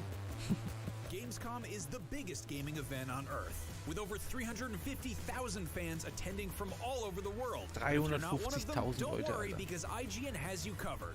Starting Tuesday, IGN is bringing you a week of live coverage from Hall 7, streaming exclusive demos, tons of brand new gameplay, developer interviews, and sights and sounds from the show floor. This is the heart of gaming, and it all starts Tuesday on IGN at Gamescom Now. That about does it for me tonight. But like that wonderful video just said, we will be live on IGN all week long. Thank you so much, Jeff, for having me, and back to you. Also zeigen die jetzt während des Gamescom auch Streams und so. Ja, so wie Ding, GameStar, die deutsche Seite, ist auch jeden Tag live und hat immer wieder. Echt? Wow! Ja, also wenn du auf die GameStar, die streamen den ganzen Tag. Okay. Good to see you, man. Thanks for making this Rocket Beans und Thanks so for having me. ganz klar. All right, so Call of Duty Modern Aber zeigen die auch, Die haben dann so Interviews mit Entwicklern oder gehen dann an die Stände und gucken die Spiele dort an und so. Ja, was habt ihr gerade vorgestellt, die Frau? Ja, das was IGN macht. IGN macht das gleiche nur auf Englisch. Oh, Call of Duty, Alter. Call of Duty. Jetzt wird's wichtig. Ruhe bitte. The overall narrative and the single-player storyline are completely new and fresh and updated to be relevant and fit in a present day. Okay. You guys had the multiplayer reveal a couple of weeks ago. Lots of news around that. Tell us, what's the focus of MP for MW this year? So first of all, we were just blown away by the reaction from the fans and the players. Our overall goal this year for MP was to create the ultimate multiplayer playground. So we've got all sorts of shapes and sizes of experiences. We've got our smaller, tighter, fast and frenetic 2v2 maps. We've got our more traditional 6v6 maps. And we've also got experiences on our larger scale maps that are going to support upwards of 100 players. 100 Spieler. You're also doing crossplay as well, right? Yes, we are indeed. Jetzt Crossplay. So we've actually had a lot of questions from the community about how crossplay works. Yeah.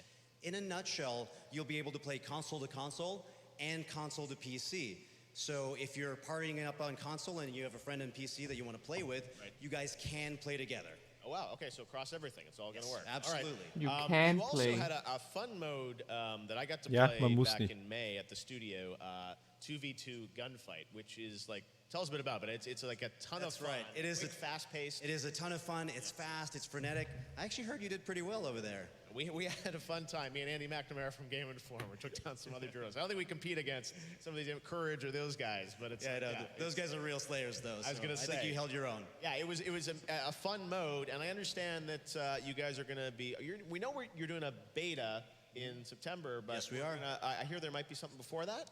Absolutely. So first of all, if you're here and happen to be at the show, you will be able to play Modern Warfare. It's on the show floor. Oh, Check it out ja. at the PlayStation booth. Okay. Ich wette mit dir, wenn ich da hinkomme, wird der Bums voll sein. So war es damals auch. As well as test crossplay. We're doing an early test, and we've partnered with PlayStation to have an open 2v2 alpha that's going to start this Friday, August 23rd. Okay. Oh! Friday, August 23rd, and that's worldwide on PlayStation 4? Yes, it is. Geil, Alter! Check it out. Call of Was Duty Beta? Modern Warfare Offene Alpha 2, wo man den 2 gegen 2 Modus spielen kann am Freitag. You can see what's coming up. All right, see Geil! you in the alpha. Zocke mal! Thank you very much, Call of Jeff. Duty Modern Warfare. Eine Alpha. Ja, scheiß drauf. 2 gegen 2 Action, Alter. Jetzt. Muss mein Bruder sagen.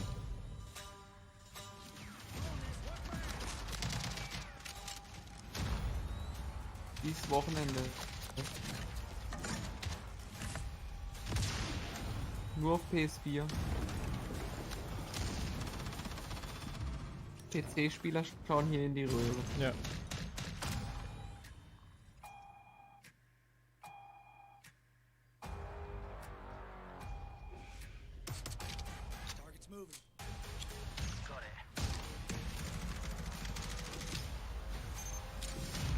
Ja, das mit dem Gameplay. Jawohl, Alter. Alter, hab ich da Bock drauf, Alter, geil. Wie geil ist das denn? Und du bist Freitag auf der Gamescom, Depp. Nee, doch. Scheiße. Now, you know, I've spent a lot of time around game developers during the Toll. final hours of development on their games, and sometimes you just can't Ja, do aber das anything ganze but think Wochenende, about oder? finishing your game, and you Weiß ich can't gar nicht. travel anywhere, you're Doch, focused in One the Weekend studio. stand da. But now it's time to introduce a guest who is only weeks away from finishing his next title, but that didn't stop him from flying halfway around the world to be here at Gamescom Kannst du mit with Manuel us spielen? tonight. Mir I'm berichten. so honored that he's here. Nee, es ist Hideo das ganze Kojima. Wochenende. Hideo Kojima. Look at this. Death Stranding. Dennis, das ganze Wochenende. Ja! ist- Ja, aber ich bin ja Samstag Mittag erst da. Ja, weißt du. Ja, aber Freitag kannst du mit Manuel spielen. Alter, Hideo Kojima, jetzt kommt's. Jetzt wird's krass.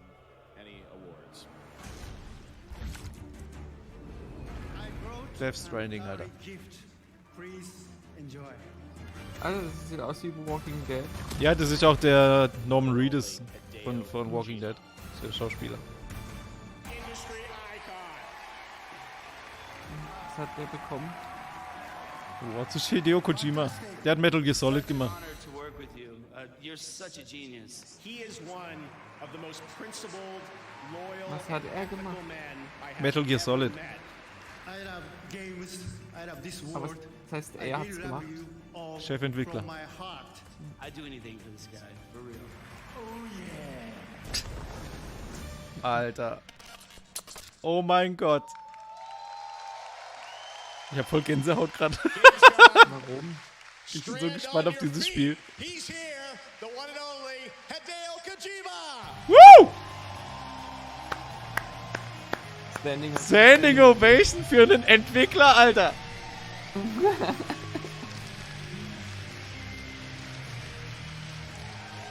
Der Typ, einfach eine PlayStation-Legende. Mr. Kojima, it is such an honor to Übersetzer have you with us. nebendran. I know how hard you've been working to finish up this. ゲームズコム5年ぶりようやく帰ってきました。 I returned after 5 years to visit Gamescom again. Das sieht genau gleich aus wie Fortnite. Was für seine Gene spricht.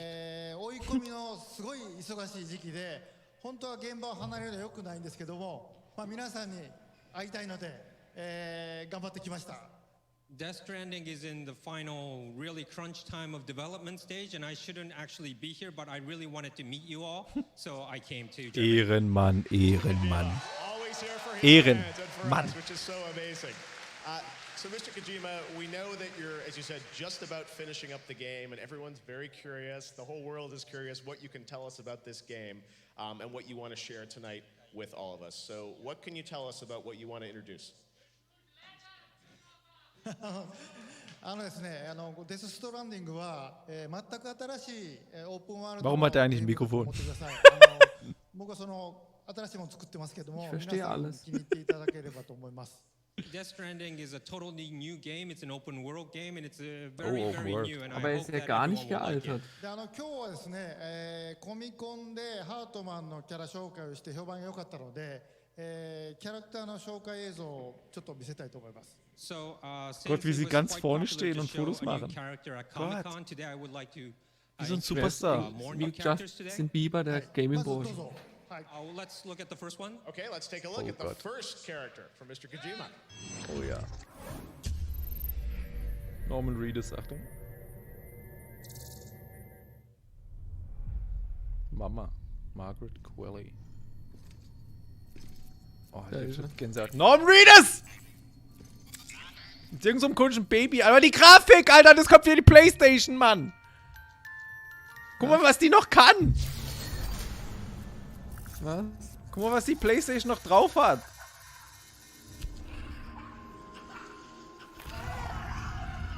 Oh Gott, soll das ein Endgegner sein? Irgendwie so ein Monster? Die Mama.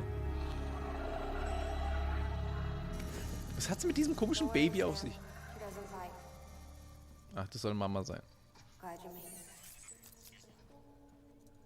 Alter, die Grafik. Leck mich am Arsch, ey.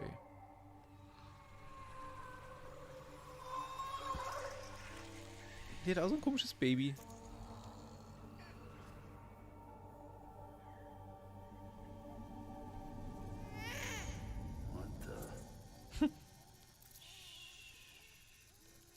Alter, was? Was ist das für eine Grafik?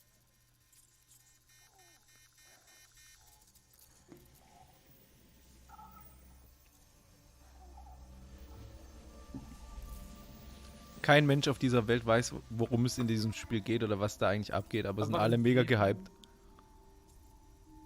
Ja, der hat so einen komischen Sensor, der andere hat ein Baby am Bauch in so einer Blase drin. Das ist so komisch einfach. Even though she can't drink it, my body keeps making it. Going through the motions really helps with the soreness, though. What is she? She's my daughter. And I'm her mama. Oh Gott, das ist creepy. It's okay. Das ist She's richtig, only the richtig next creepy. thing. Not like the other BTs. You can see it, right? You're hooked up.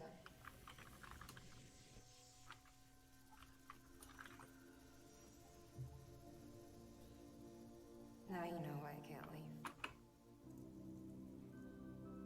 Zum ersten Mal gibt es so eine Open World Beta, gell? Ja. Was, eine Open World Beta? Open Beta, sorry. Open Alpha ist sogar. Open Alpha Beta. ママの登場シーンです。これは。 That was kind of the introduction scene of Mama, played by Miss Margaret Qualley. デストランディングにはすごくユニークなキャラがいっぱい登場して、メインストーリーの他に各キャラクターの伏線がいっぱい絡み合って出来上がっているお話です。So there are a lot of characters appear in Death Stranding, and each unique character has like a sub-story from apart from the main story. で、ママは、お腹の赤ちゃんがこの世に生まれずあの世に生まれて、あの世にいる赤ちゃんとへその緒でつながって一緒に暮らしているっていう設定のキャラです。So Mama's setting is that her baby was born unfortunately on the other side and not in her world. So, but however, they are still connected by the umbilical cord. So that's why she can't That's how they kind of exist. Das Baby wurde in der anderen Welt geboren. Was? Ey, das richtig strange, dass man solche Gedanken hat. She has a sad background where she can't move because her baby is actually on the other side and she's on the real world and they're still connected. That's why she can't move from that location. I have another one to see. Oh, neues Video. Another one. Okay, let's Schauen check wir it mal. out. We got a lot of stuff for you. 8 Zuschauer. Schreibt mal bitte alle in den Chat, bitte. Ich will einfach nur wissen, mit wem ich es hier zu tun habe. Ich glaube, die Zuschauer haben vielleicht einfach keinen Bock. Bridge, Baby and Dead Man. Kein Account auf YouTube.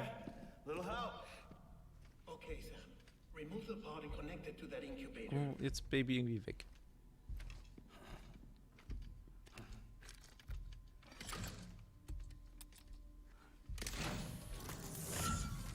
Und jetzt wieder da. Alter. Was hat's mit diesem Baby auf sich? Good. A temporary excessive stress, easily addressed if we return it to its mother's womb. Mother? Aber es spielt bei Metal Gear Solid auch dieser Norman mit? Nee. Das erste Mal, dass er im Spiel ist. You mean still mother? Ah, okay. A still mother's womb facilitates a connection between the world of the dead and the BB. And you, in turn, connect yourself to a BB, granting you the ability to sense BTs. These pods were designed to simulate the conditions inside a still mother's womb. BBs need to believe they're in one at all times to function properly. Ich verstehe gar nichts, Alter. We can only maintain this deception for so long, which is why we must periodically update the environmental data by synchronizing it with a still mother via the chiral network. Alter, ich habe nur Fragezeichen in meinem Kopf. The update is in progress. Right now the pod is Da ist das Baby. the still mother in Capital Knot City and reconfiguring its settings based on the latest data. Das ist so ein Singleplayer-Spiel. Ja. Mit Story-Modus. Ja, das ist so ein Story-Spiel. Open World einfach. Temporarily reduce its stress levels. That being where it Mehr weiß man aber auch nicht. Keiner weiß, worum es geht, was das für ein Spiel ist, was man da macht, was das Ziel sein soll. Norman Reedus auf der PS4 an. Ja, und bei Cyberpunk 2077 macht Keanu Reeves mit. Echt? Ja. Ah, stimmt. Das ist auch so ein Story-Spiel. Ja. Von Witcher-Machern. Die Witcher einfach nur in so. Spielst du das auf PC dann? Nee, das packt mein Computer nicht.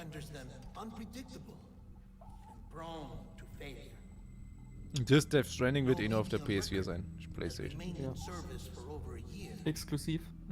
It may need to be retired before this expedition is over. And then? You saying there's no way to keep my baby alive? You must understand, there is still a great deal we don't know about BBs.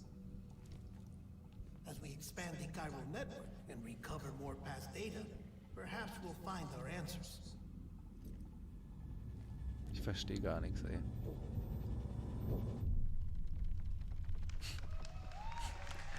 Ich bin voll gehypt, aber ich habe einfach gar keinen Plan.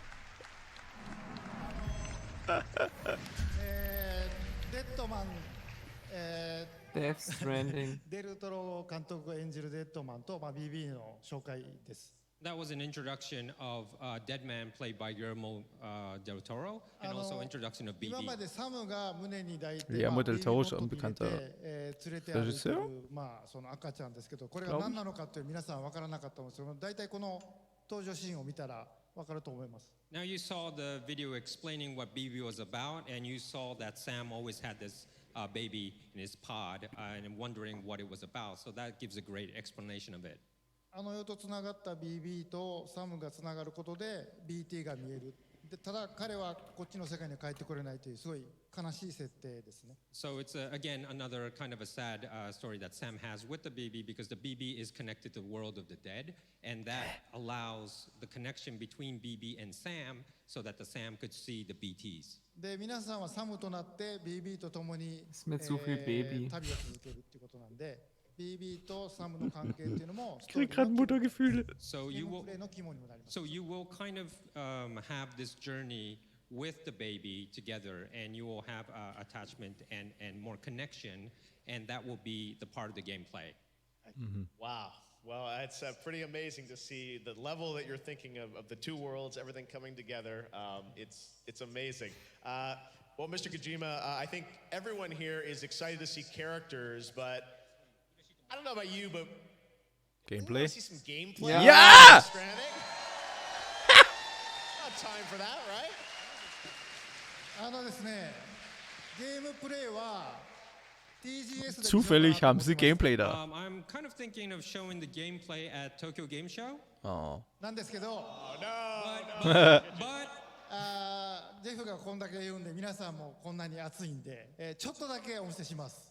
Jeff, since it's Jeff's show and everyone's so excited, I would like to show you just a little bit of it. ヒントにはなると思いますね。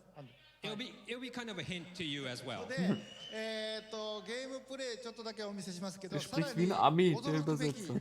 スターが登場します。 And of course, there'll be a Gar little kein Akzent. gameplay that I would like to show you next, but there'll be a kind of a star that will come out. Make sure you catch that star that Okay, appears. okay. 皆さん一緒に見ましょう。 Welcher Star look at werden it wir jetzt together. mal All right, sehen? here we go. The first gameplay. Oh mein Death Gott. Bin Stranding. ich gehypt. Wake up, Kreis. Drück Kreis! Hab ich schon. Der pennt einfach mit dem Baby. Als man spielt, dann entnommen. Ja, das ist der Hauptcharakter. Komisch mit diesem Baby und auch diesem Rucksack da, das haben wir auch schon mal gesehen. Den er da rumträgt und keine Ahnung. Jetzt kann man sich 1000 Fragen stellen. Warum schläft er da? Ist es irgendwie eine Mechanik im Spiel, dass man da irgendwas macht, wenn man da ausruht oder so? Ich habe so viele Fragen. Let's get it moving. Oh ja. Walking Simulator. Unequip. Urinate. Urinate? Das wie Watch Dogs. Alles klar, 246 Milliliter kann er jetzt rauspissen, oder was? Ja. Alles klar! Ach nee, das ist das Baby, wo pisst? Nee, der selber pisst. Nee, das Baby, der Beutel macht er da gerade leer.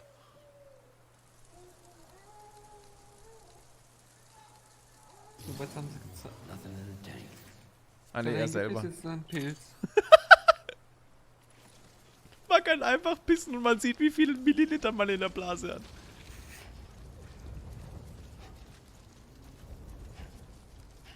Over here! Oh, jetzt kommt der Star. I'm Sam! Hä? Hey!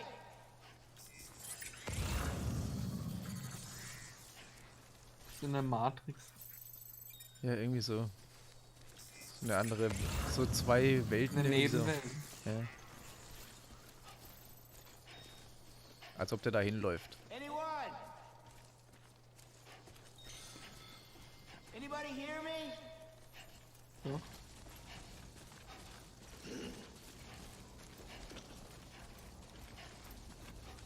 Dieser Rucksack nervt, man sieht nichts. Leiter? Alles klar. Er hat einfach eine Leiter dabei. Jawohl, die ist 20 Meter lang.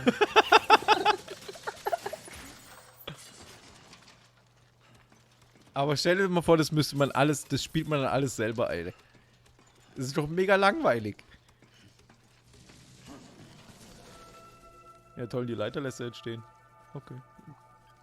Und das ist nur eine Einwegleiter.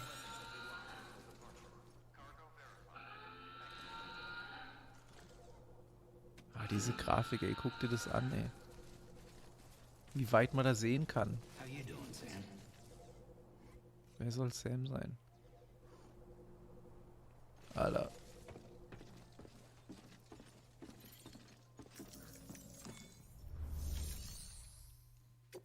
Delivery Terminal. Was? Was war das jetzt?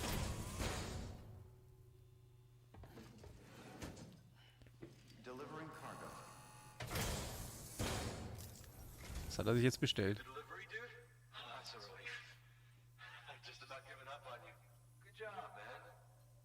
Ich erkenne den Schauspieler nicht.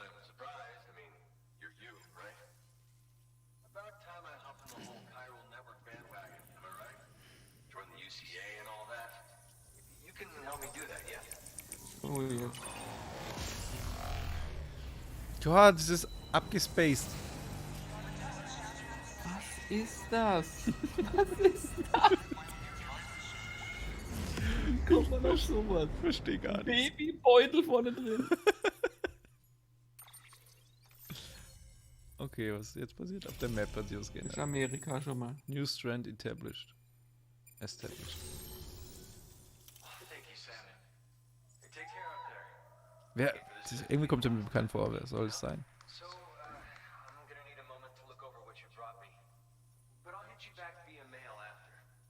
Oh, via Mail, wie altmodisch.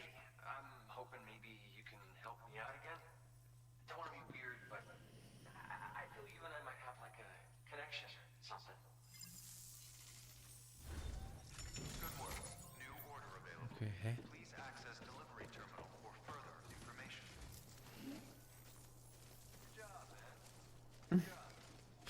What? Ah, das ist gerade das UCA.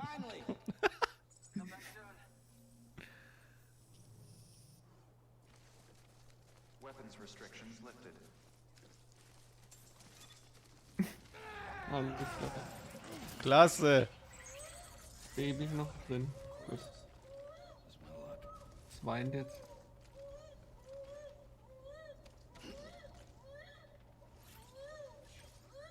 Alter. Alles klar. Müssen wir es schaukeln. Ja.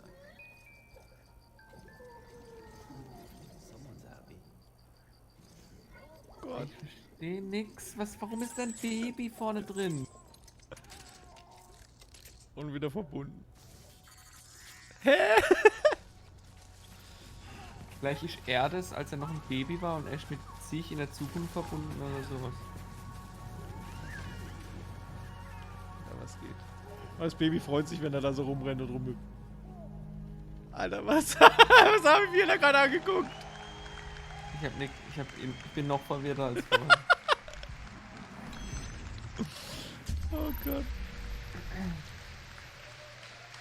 I'm in the game!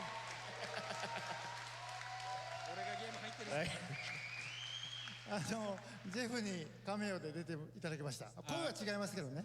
The voice is different, but we asked Jeff to appear in our game as a cameo. Thank you. It was honored to be asked to be in the game. Matthew Mercer actually does the voice of the character that I play in the game, and I know there are. Ach, das ist er. Jetzt blick ich's erst. Wer ist er? Der Moderator war das. Im Spiel. Ja. It's a new style of game.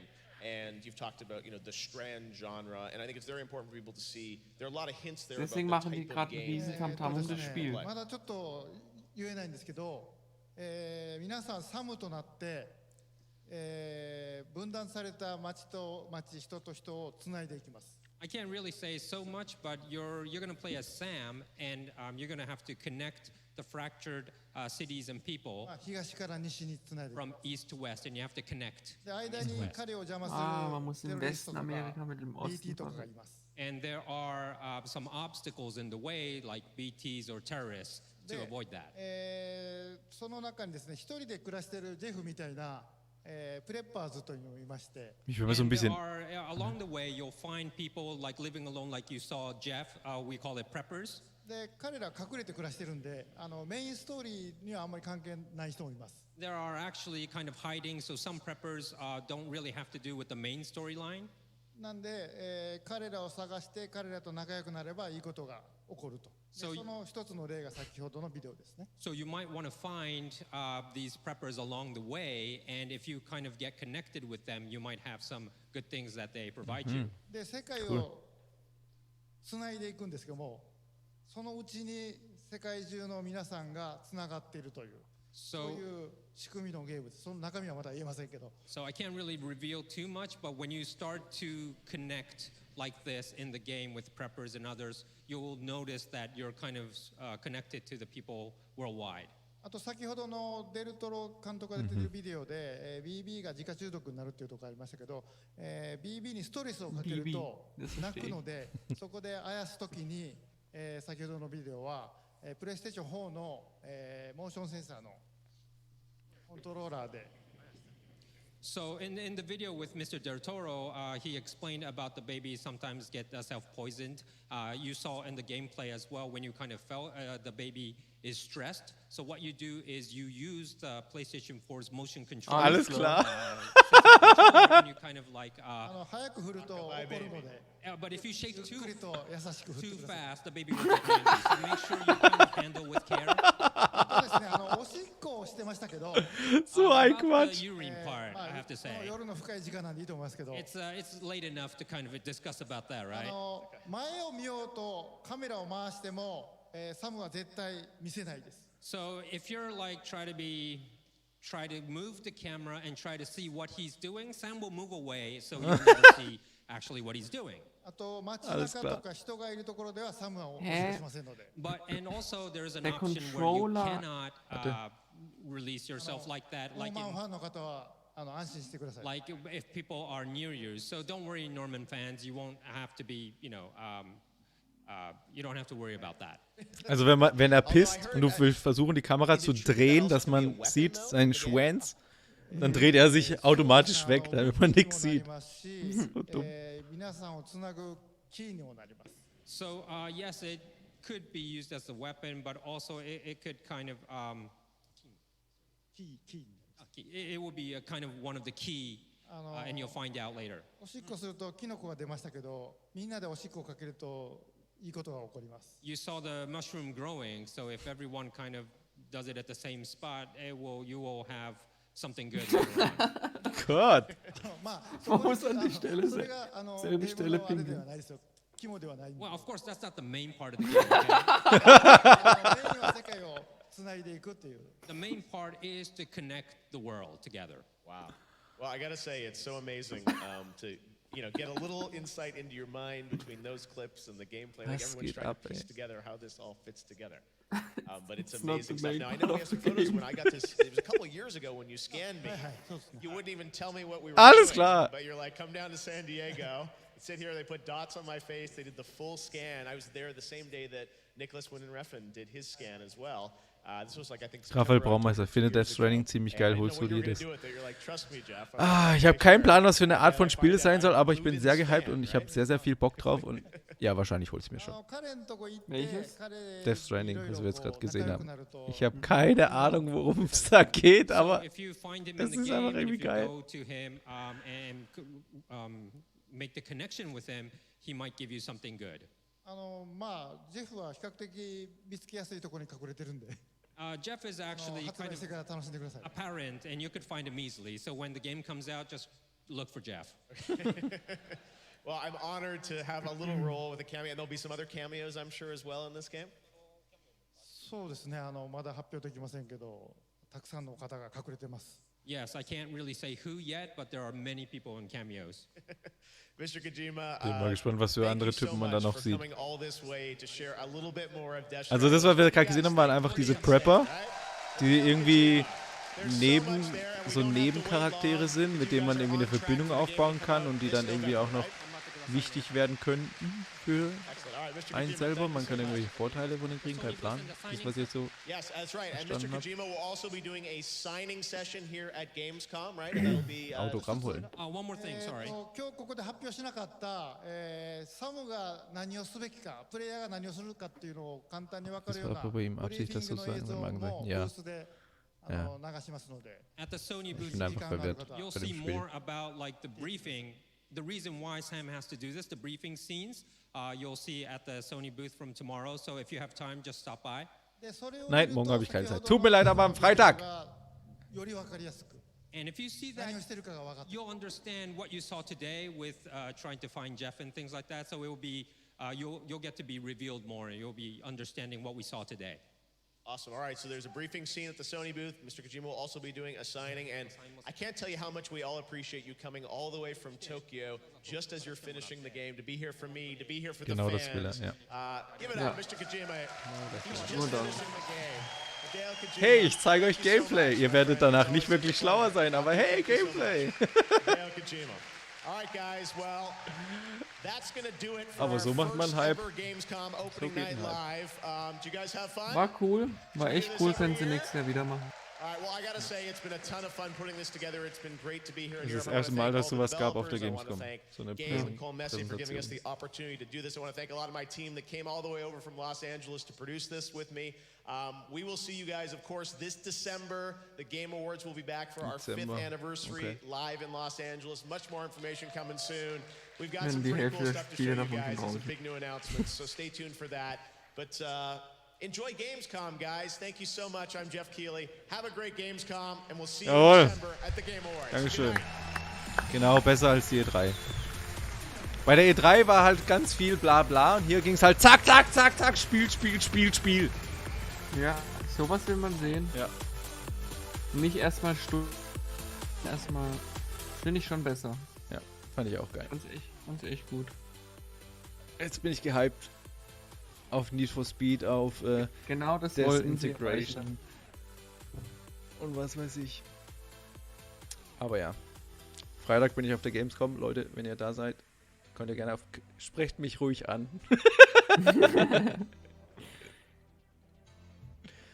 Ja, dann beende ich diesen Stream nun. Vielen Dank Bis dann. fürs Zuschauen. Vielen Dank für die Gesellschaft, Herr Sebiato. Vielen Dank. Immer wieder gerne. Hauen Sie rein. Tschüss.